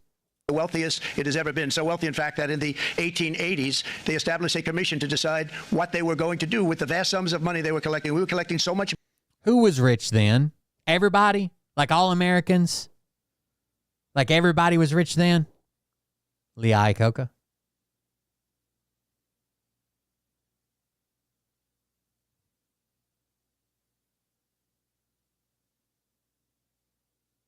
Was everybody rich then? Is that what we're talking about? Everybody's wealthy, and we're like, what are we going to do with all this money? We're just all millionaires. Of course not. It was some of the worst poverty levels for everybody else. Who the fuck wants to go back to that? So Elon and Zuckerberg and Bezos and Trump can be multi-billionaires, and we can't feed ourselves? Money so fast we didn't know what to do with it. Isn't that a nice problem to have? What do you think, Marco? Good problem? Marco would love that problem. But we don't have that problem anymore, but we're not going to have it very much longer, I will tell you. But they collected so much money, they actually formed a commission to determine what they were going to do with the money, who they were going to give it to, and how much. Then in 1913, for reasons unknown to mankind, they established the income tax so that citizens, rather than foreign countries, would start paying the money necessary to run our government. Then in 1929, it all came to a very abrupt end with the Great Depression, and it would have never happened. Oh, so it all led up to the Great Depression? Awesome. If they had stayed with the tariff policy, it would have been a much different story. They tried to bring back tariffs to save our country, but it was gone. It was gone. It was too late. Nothing could have been done. It took years and years to get out of that depression, far longer than even FDR had that office right over there for a long period of time. The ramp system, it's rather intricate, was built because of him, and every time... Oh, God, we're on the weave. Walk up, you think of him, and he did a great job in many ways, but it lasted long beyond his terms, as you know. But it's not too late any longer, and we're going to start... Actually, tariffs made the Great Depression much worse. What is the Smoot-Hawley Act or something that everybody's talking about? Smart, and we're going to start being very wealthy again. We're going to be wealthy as a country because they've taken so much of our wealth away from us. We're not going to let that happen. We truly can be very wealthy. We can be so much wealthier than any country. It's not even believable, but we're getting smart. Nearly a century later, in the face of unrelenting economic warfare, the United States can no longer continue with a policy of unilateral economic surrender. Trump lives in a world where everybody comes and tells it, like he's like a kid again. Like I can't help but keep going back to the toddler.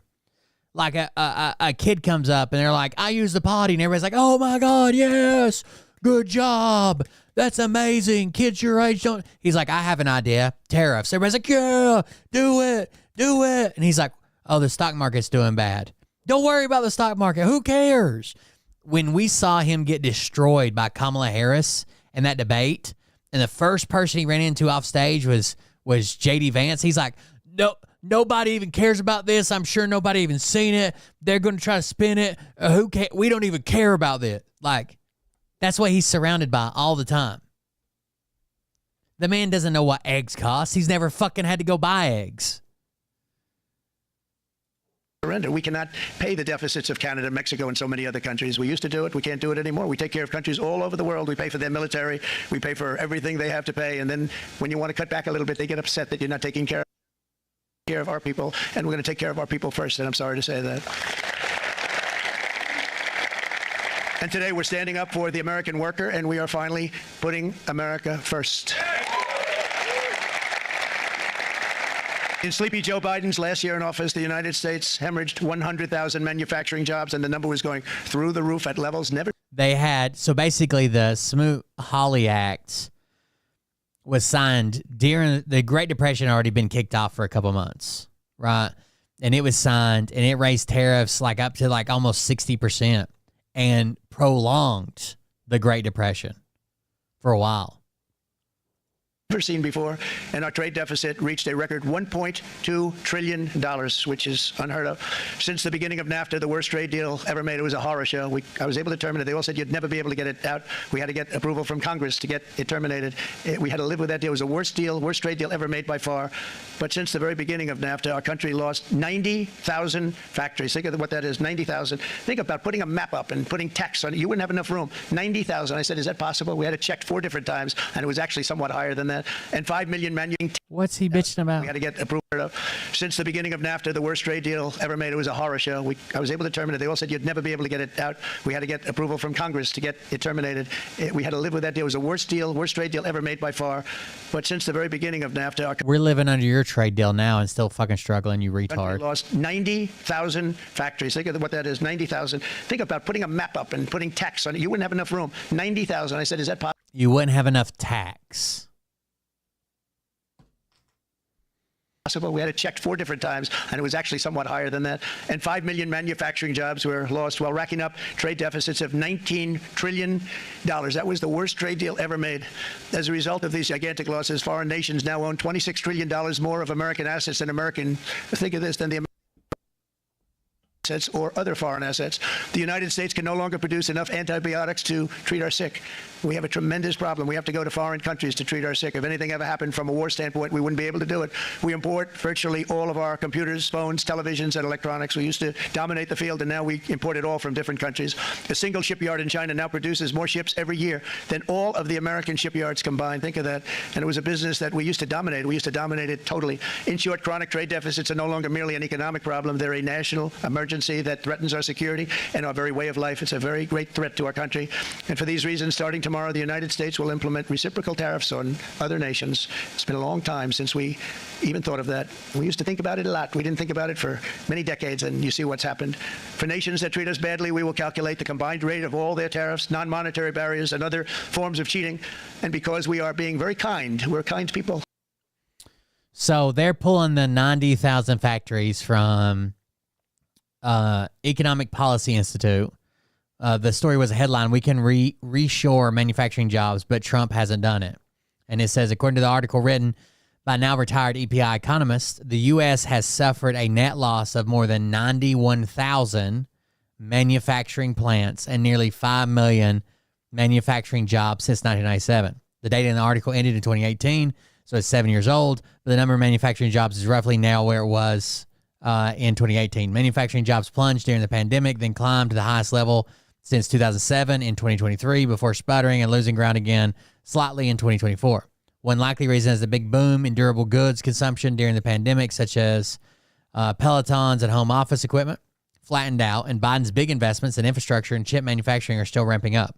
There's no doubt that 5 million manufacturing jobs disappeared starting around 2000, according to the Bureau of Labor and Statistics. But the 90,000 factory statistic is more dubious. Note that the report referred to 91,000 manufacturing plants, but it also uses the term factories, as Levitt did. The data comes from the Census Bureau Business Dynamics Statistics, which has a tool that breaks down the data. About a third of the manufacturing establishments employ 4 or fewer people, which hardly makes them factories. 4 people is not a factory. The manufacturing establishments with more than 500 people fell from 35 in 2000 to 33.16 in 2022. That's a decline of about 1/4, but the number 1,219 doesn't sound nearly as good as 90,000. Regular readers may recall that Trump in his first term frequently bragged that he created 12,000 factories, including in his 2020 State of the Union address. When we checked that out, it came from different data sources, a BLS data set known as the Quarterly Census Employment and Wages, which counts the number of establishments in private manufacturing. More than 80% of these manufacturing establishments employ 5 or fewer people, and include bakeries, candy stores, and custom tailors, not factories. This figure soared during Biden's presidency, and there are now more than manufacturing establishments, according to this metric, than there was in 2000. In any case, it's correct that manufacturing jobs have not recovered from the double whammy of trade deals with China and the Great Recession. Whether Trump's tariffs would restore the jobs is dubious, according to the organization cited by the White House. So even the statistic they're citing says that Trump's plan is not going to work to bring these jobs back anyways. Very kind. You're not so kind when you got ripped off for your salaries. My auto worker friends and my... Yeah, I've heard him say groceries. Who even thinks of that word anymore? It's an old-fashioned word, some may say. I say it all the fucking time. Jesse Waters thinks that you're a homosexual if you go grocery shopping. Teamster friends and all of the unions that typically voted Democrat, they're not voting Democrat anymore because worker, whether union or non-worker, they're for the Republicans now. That's what happened. But we will charge them approximately half of what they are and have been charging us. So the tariffs will be not a full reciprocal. I could have done that, yes, but it would have been tough for a lot of countries who didn't want to do that. I'd like to see the chart if you have it. Could you bring it up, Howard? This is our great Secretary of Commerce, Howard Lutnick. They did not get half in any way, shape, or they missed about 30% of them. So if you look at that, China, first row, China, 67%. That's tariffs charged to the USA, including currency manipulation and trade barriers. So 67%, I think you can, for the most part, see it. Those with good eyes, with bad eyes. We didn't want to bring, it's very windy out here. We didn't want to bring out the big charts because it had no chance of standing. Fortunately, we came armed with a little smaller chart. So 67%, so we're going to be charging a discounted reciprocal tariff of 34%. I think, in other words, they charge us, we charge them less. So how can anybody be upset?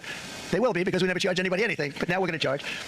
European Union, they're very tough, very, very tough traders. You think of the European Union, very friendly. They rip us off. It's so sad to say. It's so pathetic. 39%, we're going to charge them 20%, so we're charging them essentially half. Vietnam, great negotiators, great people. They like me, I like them. The problem is they charge us 90%. We're going to charge them 46% tariff. Taiwan, where they took all of our computer chips and semiconductors. We used to be the king, right? We were everything. We had all of it. Now we have almost none of it, except the biggest company is coming in. We're going to end up with almost 40%. Lee Zeldin's working to get their approvals, and it's an amazing company. Mr. Wei. Like Vietnam is 90% is what they claim, and they went with 46. Well, that's not half of 90. 64, 32, 46, 24, 52, 26, 50, 25, 72, 36, 61, 31. I guess they're not doing half numbers. 64, 32, 47, 24. That's not right. 97, 49, 10, 10. Anybody that had a 10% tariff, we just matched it with 10% for some reason. I don't know why they made this claim that we're doing half across the board. That didn't happen. Of one of the great companies of the world, actually. They're coming in from Taiwan, and they're going to build one of the biggest plants in the world, maybe the biggest for that. But 64%, we're going to charge them 32%. Japan, very, very tough, great people. And again, I don't blame the people for doing it. I think they're very smart in doing it. I blame the people that sat right in that Oval Office, right over there, right behind the Resolute desk, or whichever desk they chose. Japan, 46%. They would charge us 46%, and much higher for certain items like cars, little items like cars. 46%, we're charging them 24%. India, very, very tough, very, very tough. The Prime Minister just left. He's a great friend of mine, but I said, you're a friend of mine, but you're not treating us right. They charge us 52%. You have to understand, we charge them almost nothing for years and years and decades, and there was only... So when people come out and said, that's not really... It doesn't look like you went half on most of or a lot of these. It says, according to analysts, and later the White House clarification, each country's tariff rate was based on the U.S. trade deficit with that country divided by the value of that country's exports to the U.S. Then Trump cut that number in half, saying he was trying to be kind.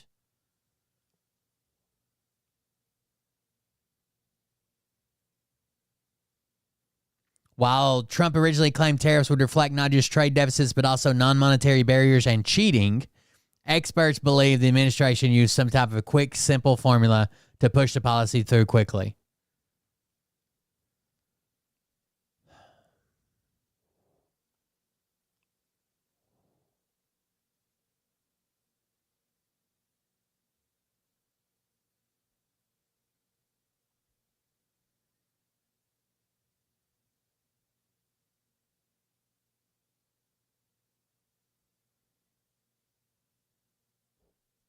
7 years ago when I came in. He's an idiot. I don't know what to say anymore. We took in hundreds of billions of dollars from China in tariffs, and they understood, honestly. President Xi understood. He said, look, I understand, and the other countries, and they all understand. We're going to have to go through a little tough love, maybe, but they all understand. They're ripping us off, and they understood it.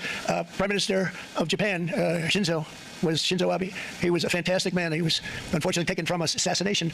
But I went to him and I said, Shinzo, we have to do something. Trade is not fair. And he said, I know that. And he was a great gentleman. He was a fantastic man. But he understood immediately what I was talking about. I said, Shinzo, we have to do something. He said, I know that. And we worked out a deal, and it would have been a much better deal. But frankly, there were many years left on the deal that was made previous to my getting there. But it was something. If you look at Switzerland, 61% to 31%. Indonesia, Malaysia, Cambodia. Oh, look at Cambodia, 97%. We're going to bring it down to 49. They made a fortune with the United States of America. United Kingdom, 10%. And we'll go 10%. So we'll do the same thing. South Africa, 60%, 30%. And they've got some bad things going on in Trump is betting an economy that was destroying. We're better than the entire world's economy when Joe Biden was in. Was inflation high? Sure. Were things moving slow? Absolutely. But so was we were performing better than everybody else in the world post-COVID, right? Post-COVID. We were doing better than everybody else in the world. He's going to bet all of that on this strategy that doesn't make any fucking sense. It doesn't make any sense. South Africa, we're paying them billions of dollars, and we cut the funding because a lot of bad things are happening in South Africa. The fake news ought to be looking at it. They don't want to report it. Brazil, 10%. Bangladesh is 74%. So you see what's going on. Pakistan, 58%. Sri Lanka, 88%. So what we're doing is we're taking not the full. We could take the full 88%. Thanks a lot. He's doing a very good job. How's he doing? All right? I think you better take it with you. It's not going to last very long. He's going to put it. It's going to follow you down with the wind. I brought a hat just in case it got too windy. But here, would anybody like a hat? I'm not giving it to the cabinet. I'm giving it to the auto workers. Come here. Thank you, fellas. Get it. That's it. That's it. They deserve it more than our cabinet. Our cabinet has plenty of hats. But you see the numbers. The numbers are so disproportionate. They're so unfair. At the same time, we will establish a minimum baseline tariff of 10%. You notice that on the chart?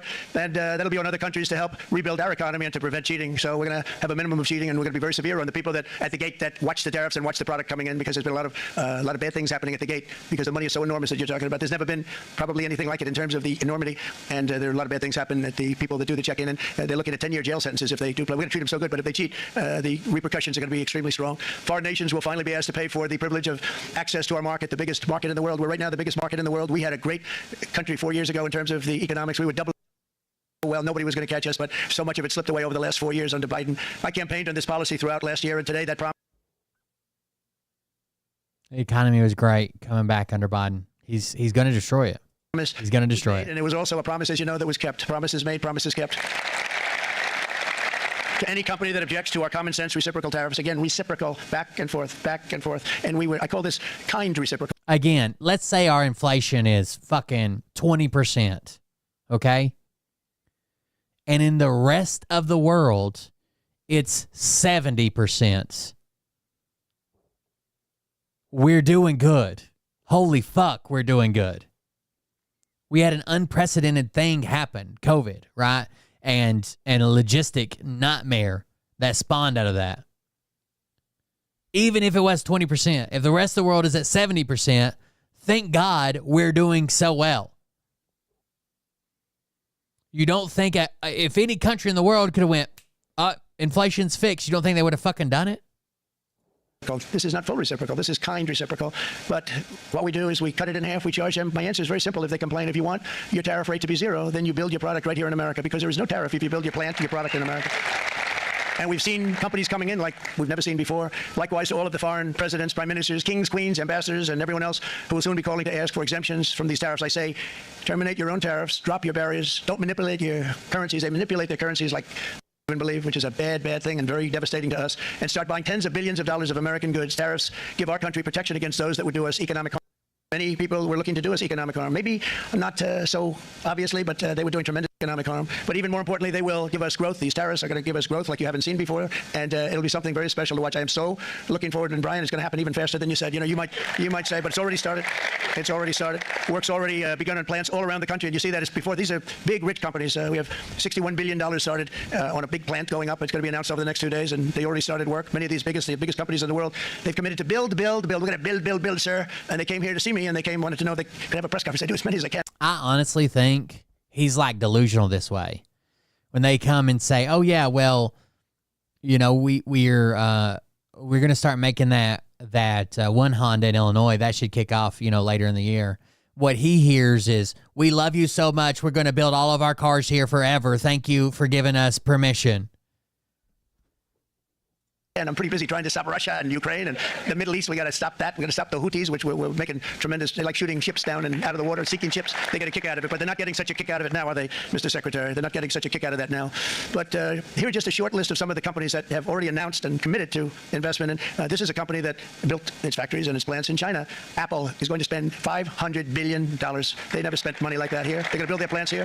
SoftBank, OpenAI, and Oracle, great companies, are investing $500 billion almost immediately. NVIDIA, a hot company, is investing hundreds of billions of dollars. They just announced TSMC, the biggest, most important company in the world of chips from Taiwan, with no investment from us, is investing $200 billion. And they said the reason was, number one, the election of November 5th, and number two, the tariffs. They don't want to pay the tariffs, and the way they're not paying it is to build their plant here. So we're going to go from almost no percentage. We used to have 100% of the chip market. Now it's all in Taiwan. Almost all of it's in Taiwan, other countries, but mostly in Taiwan.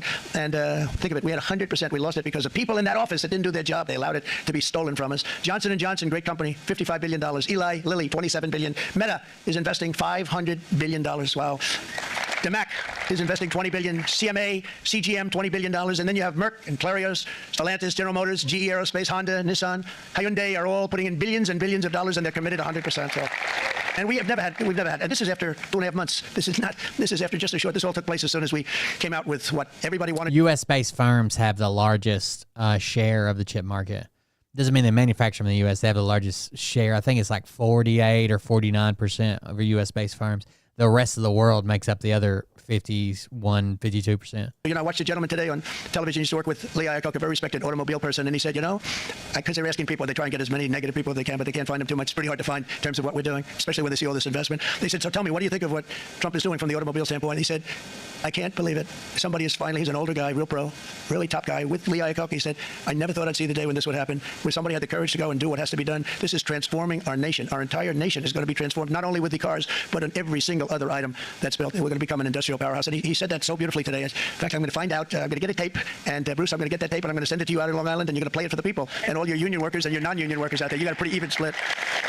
But we have, so far, it looks like we're going to have about $6 trillion of investments, and you wouldn't do that in years in this country over the last number of years. $6 trillion, and that's going to be much higher by the end of the year.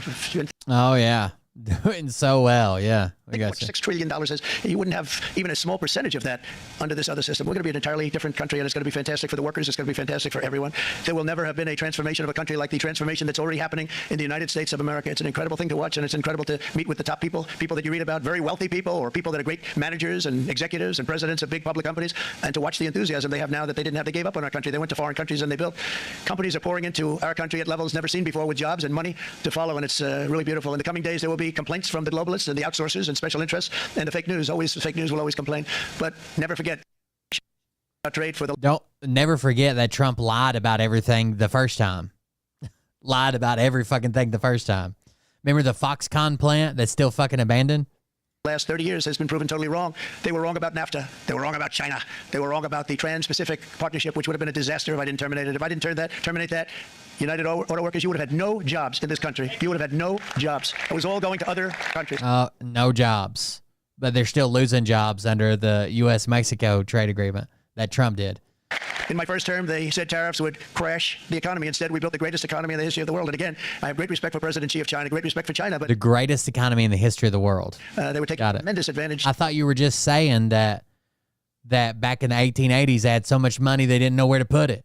Of us, and weird. I commend them for that. I say, hey, if you can get away with it, that's okay. But you know, they understand exactly what's happening, and they probably, most of them are saying it's about time they did something. But and they're going to fight. And they're going to fight for everyone's going to fight. You know, it's like I say to the leaders, look, you got to take care of your country, but we have to start taking care of our country now. We can't do what we've been doing for the last 50 years. From the day of my election, the stock market went up. I think it's because his dumb fucking voters understand him. Like, essentially, that makes sense, right? You have to take care of your country, and I'm going to take care of my country. And they just fucking cheer. But he has no idea how to apply that. In my first term, 88%, with NASDAQ going up 155%, more than any president has ever had in any term in office by far. And I think we're going to blow that away. And maybe the numbers won't show, but I think they're going to show much better than even those numbers. But what you're going to see is you're going to see activity, that empty, dead sites, factories that are falling down. Those factories will be knocked down, and they're going to have brand new factories built in their place. They're not only talking about renovating, they're talking about brand new, the best anywhere in the world, the biggest anywhere in the world. I can't stand to hear him lie. Like, let's say in the first hour. And then shortly thereafter, it looked like I was going to win, and the fake news was saying, oh, no, don't do this. What they don't know is if I didn't win, they would have really been in trouble, because nobody wants to read them anyway. But I tell you what, when doing exactly what we're talking about today. Great consistency, actually, because I've been talking about it for 40 years, but because I saw what was happening 40 years ago. If you look at my old speeches when I was young, very handsome, my old speeches, and then people would say I'd be on a television show, I'd be talking about how we were being ripped off by these countries. I mean, nothing changes very much. The only thing that changed were the countries, but nothing really changes. But, it's why it's such an honor. It's such an honor to be finally able to do this. If you look at China, I took in hundreds of billions of dollars in my term. Hundreds of billions. They never paid. Are y'all messing with the new person in chat? I fucking hate Trump. So much so that Biden couldn't do anything. They wanted to try and terminate it because he had a very special relationship with China. You know what the relationship was? He had a special relationship. But the numbers were so big. The numbers were so big that they couldn't do it. So they did ease it up. They did things that they shouldn't have done. They made it a lot more comfortable for them, but they couldn't do it because the numbers were hundreds of billions of dollars, and I did that. And we were on our way to doing something like incredible.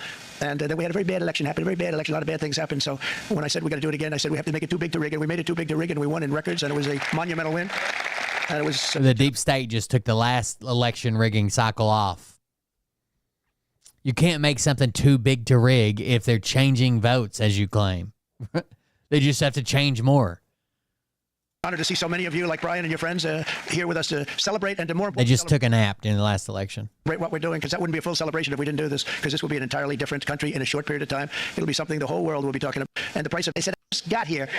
And then we got to work on eggs, we got to work on everything. And our great Secretary of Agriculture, you did a fantastic job, Brooke Rollins, you did a fantastic job. And as I said before, the price of eggs dropped now 59%, and they're going down more, and the availability is fantastic. This is a lie. Trump or someone around him got this from that stupid fucking post that we keep seeing. That is the trading economics. Like if you Google price of eggs, the first result is something called trading economics. And this is the contract for difference. This is not the price of eggs. It's a contract for difference index. And they're using this to say it dropped 59%. This is not the price of eggs. Eggs are still $7, $8, $9 a dozen. This has them listed at $3.20 because it's contract for difference. I don't know who found somebody. Either Trump saw it on Truth Social or Twitter or some shit, or somebody in his administration saw it and they're just repeating it. But you cannot find anywhere that is recording the price of eggs dropping 59%. And he said it multiple times now. They were saying that for Easter, please don't use eggs. Could you use plastic eggs? I said, we don't want to do that. We want to, and you really came through. It's an amazing job. Thank you very much, Brooke. You did great. But likewise, an old-fashioned term that we use, groceries. I use it on the campaign. It's such an old-fashioned term, but a beautiful term. Groceries. Egg with different things. Why is that old-fashioned? What the fuck does that mean? Things in it. Groceries went through the roof, and I campaigned on that. I talked about the word groceries for a lot, and energy costs now are down. Groceries are down. Gas beginning to be able to buy things and live again. We brought prices way down. We created 10,000 already in a few weeks, new manufacturing jobs, and it was that took place in 1 month. Numbers that they haven't seen in a long time with virtually no. Somebody should tell him that looks horrible. Well, I guess he doesn't have any real people around him. They've all got fucking maids and people that go out and fill their cupboard. Everybody says groceries. Inflation under my term. We had virtually no inflation for 4 years, but after transitioning over to Sleepy Joe, it went from almost non-existent to the highest in the history of our country. We had the highest inflation in the history of our country, brought up by energy and bad policy, and a lot of bad things happened. How about allowing millions and millions and millions of people? I don't know. I don't think so. I guess if you're like one of those quintuplet parents and everybody eats eggs every morning or something, and you fucking make scrambled eggs with enchanted moon water that you gathered from your garden or some shit, maybe. We don't eat I mean, the way I could see it affected people is bakeries, right? Or if you're making like dough or something like that, or cakes. and you're buying a shit ton of them like a business. But that would just go on into your customer's price. But as far as like a family, I mean, how many dozen eggs? Let's say a dozen drops $2. How many dozen are you getting a week that it's affecting you? That's why fucking gas pisses me off. People are like, did you see gas drop 3 cents a gallon? How many gallons are you fucking buying, dude? That 3 cents is making a difference. 3 cents a gallon. Let's say you buy 20 fucking gallons. You save 60 cents. The fuck are you talking about?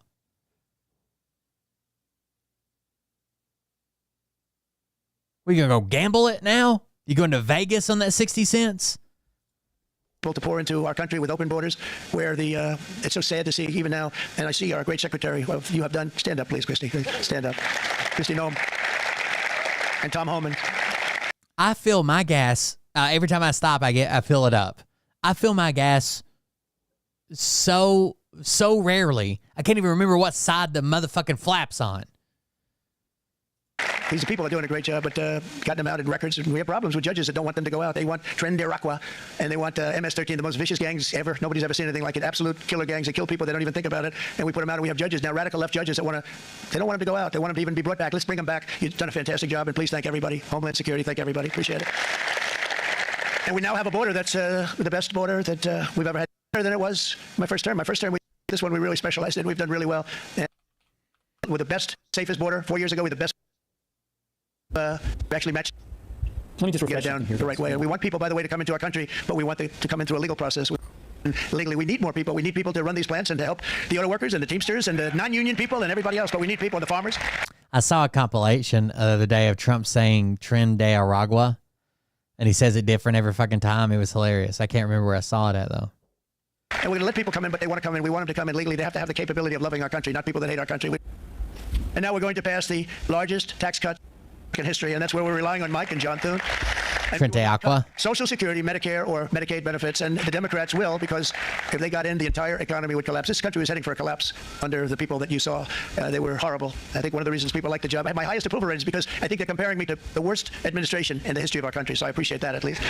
But Speaker of the House, Mike Johnson, and Senate Majority Leader, appreciate it, Mike. John Thune, it'll have everything, the big cuts and every incentive there is. And I kind of just wish he'd wrap it up now. Holy fuck. That's going to be a big thing. I think that's going to pay for itself very quickly, that deduction. Never happened. We've never had anything like that before. Somebody said, where did you get the idea? Because it's so basic. You would think that would have happened a long time ago.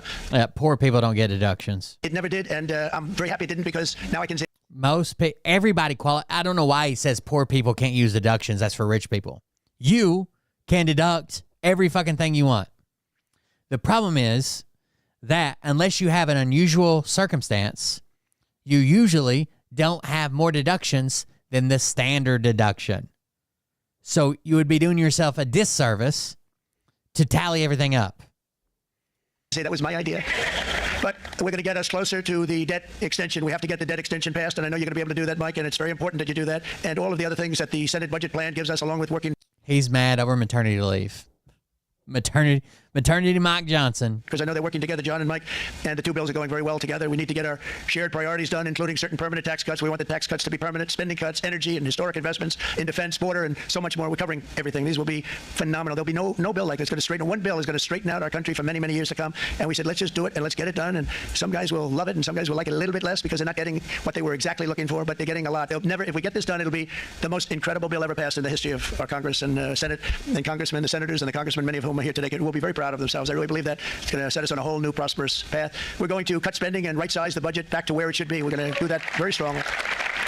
Thank you, Rick. Thank you, John. Thank you. Oh, look at all of our senators. Oh, boy. That's a nice group of people. But I won't like them so much if they don't get this bill done.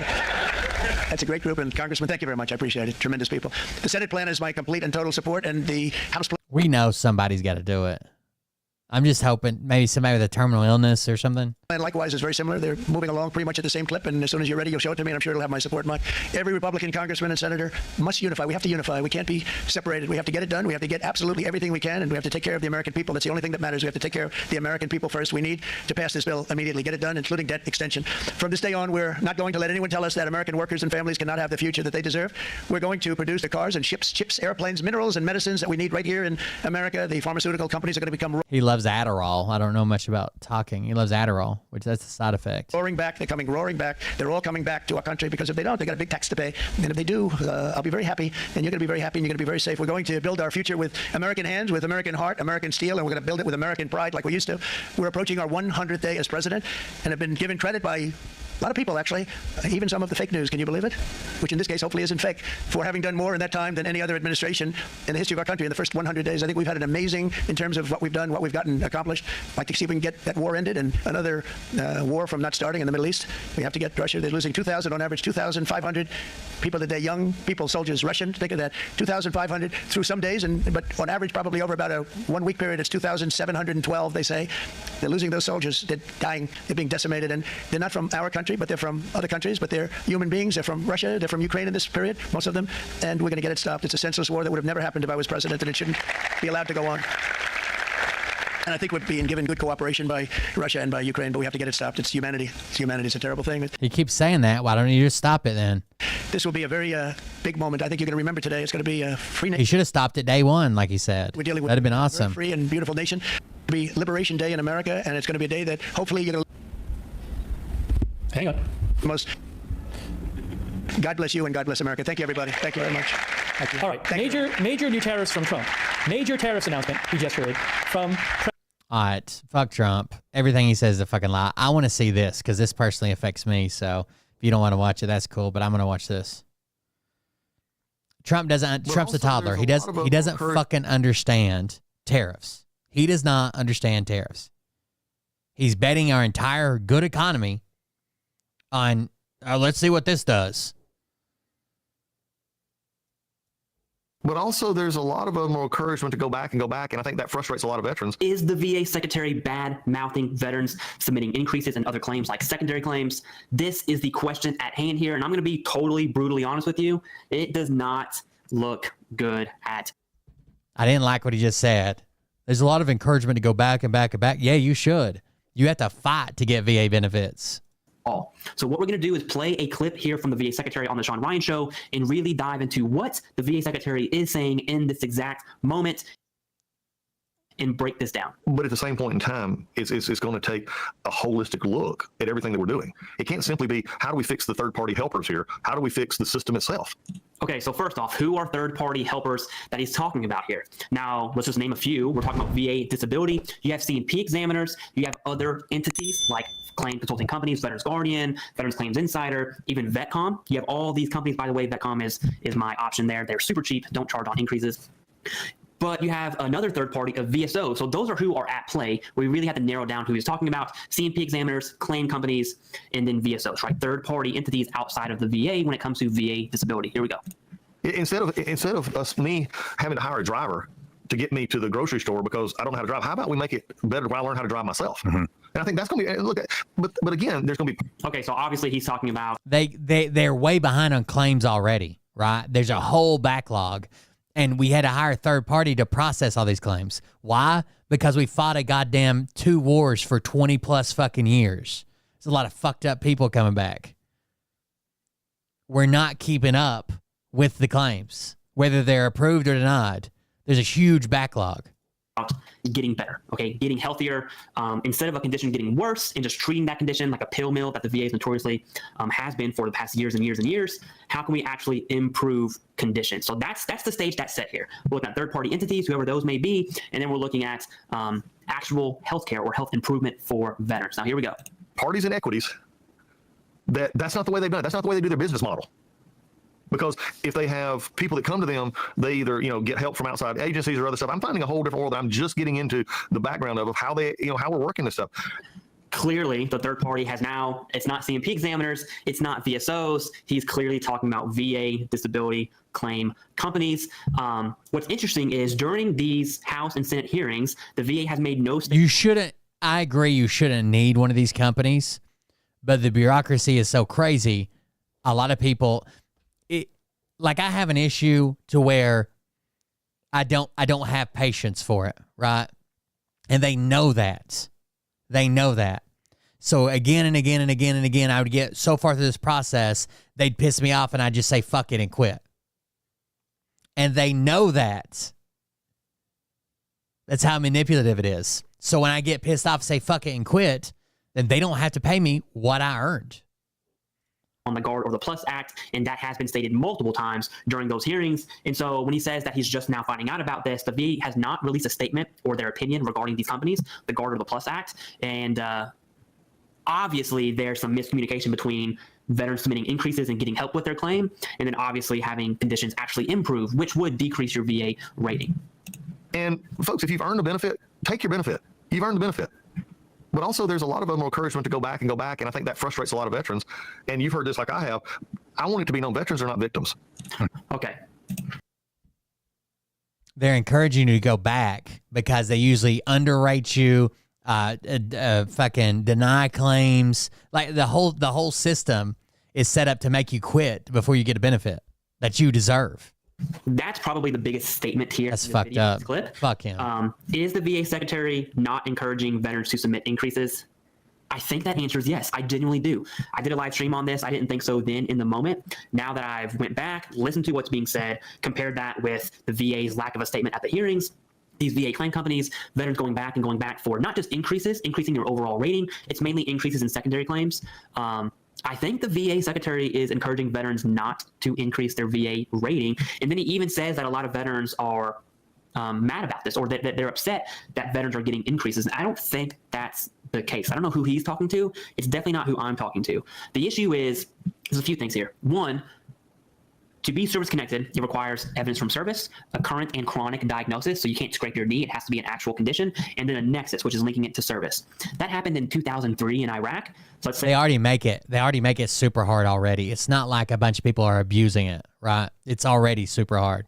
Not to mention the mentality around it all is like shameful, right? When I first started getting into this, I didn't want to fucking tell people. I didn't want to talk about it. I didn't want anybody knowing. Like it took me 10 years to finally say, okay, yeah, I'm fucked up. Like I need help, right? And you can even see it like on posts online and shit. People will be like, no, I don't want something I didn't deserve. I'm just trying to get back to like where I was. Like people are ashamed of it. Hey, you got your left knee connected, whatever, something happened in your left knee that's connected. 10 years later, you need a knee replacement on your left knee. That's an increase. That's going to be minimum 30% right there for the knee replacement. There's secondaries. Maybe you've messed up your hip. Now, the knee is just one example. Let's say your mental health was at 50%. And as time goes on, treatment doesn't work. It's failing. Your mental health is getting worse. You're irritable. You're breaking stuff in your home. Maybe you have some domestic violence calls. That rate's an increase from 50 to 70%, maybe even 100, depending on how severe we're talking about. So increases are natural. It's also natural for chronic conditions to not just get worse over time, but develop other secondary conditions. For mental health, looking at the neurological system, there's a lot of mental health neuro in gut ties. So IBS and GERD. Maybe even hypertension from some serious anxiety, maybe even migraines as secondary claims. I think I'm going to stake my claim on, I'm pretty sure the VA secretary is advocating for veterans not to have their ratings increased. And on that note, I totally disagree. We're not. We went into the profession, we've done that, and now we're many of us and you and others you've talked about, we may have conditions now, we may have stuff that have caused us in that time of service, and that's why the system was set up. Is to say, okay, we're going to do something. You know, the history of the VA was really... So he talks about the system being set up for that purpose. Now he's going to go back to the purpose of the system originally. This is really what drives me to think he's advocating to not increase your rating. Here we go. Set up for our veterans who are outside of cities and outside of areas where there were not hospitals. The VA was set up because we had so many coming back in from World War I, and then, of course, as it expanded through World War II, that weren't in areas where hospitals were. So that's how this sort of all started. We just lost our roots a little bit. Because it's easier just to say, well, it's for the veterans, so let's just throw some money at it and let's throw some more people at it. And but then let's legislate it to death that it can't get outside these boxes because we want to make sure that we're still in control. That's a big part of government issue that we have with not just the VA, but a lot of agencies. There you go. I'm pretty sure. Look, if you've earned anything for serving in the military, it is that if you're fucked up in some way, that you should get treatment for that and the benefit that you deserve. 100% certain. It's like 90% for me, which is pretty dang high, that the VA secretary is advocating for veterans not to increase their rating, to really examine themselves, to want to get better. And here lies the issue. What he says is not necessarily incorrect. I definitely would not have said it like that. VA disability is a weird relationship. It's like, yes, I got 70% for PTSD. I'm so excited. You're probably going to be 100% P&T looking at holistically your other ratings, but you are excited for 70% for PTSD because it's good. You're going to get money for that. Benefits come with that. At the same time, you're like, man, I might kill myself, right? I might go home and beat my children. I might go home and be so irritable. I'm punching holes through doors. I'm kicking things. I'm breaking things. And so there's this bad that comes with it. So that's one. Two, there's also a relationship with, is there an incentive to get better, meaning improving your mental health and decreasing your VA rating? And the answer is no. The incentive is actually the opposite. We are incentivized to have very poor health, not just poor health, very poor health if we maintain 100% P&T benefits. 100% P&T benefits, not even federal level, at the state level is worth it on its own. Federal with the pay is obviously great. Chapter 35, DEA is an amazing benefit. You have access to VA for your family. Like the benefits are absolutely worth it. So I would argue we are incentivized. Veterans are incentivized to have very poor health, given the poor health stemmed from military service. Is the VA secretary advocating for veterans not to increase their VA rating? I think the answer is yes. Is he saying it from a good place in his heart? I think the answer is yes. I still disagree with it. A good place in his heart. Fuck him. What do you do about it? How do you improve veteran health and incentivize? Because the VA is not going to come in my house and give me treatment. I have to go to the VA or community care as an option, right? I may not do that if my benefits are at risk. There's a billion factors involved here. I think that's the elephant in the room, and I think that's a very hard problem to tackle, and I genuinely do not believe it's solvable. I want to know your thoughts on that. I just gave you my thoughts, okay? If you agree with me, that's great. Let me know. If you disagree with me, that's even better. I want to know why you disagree. Let me know down below in the comments. Jesus Christ. We have a guy that doesn't give a fuck about veterans, that in his mind, in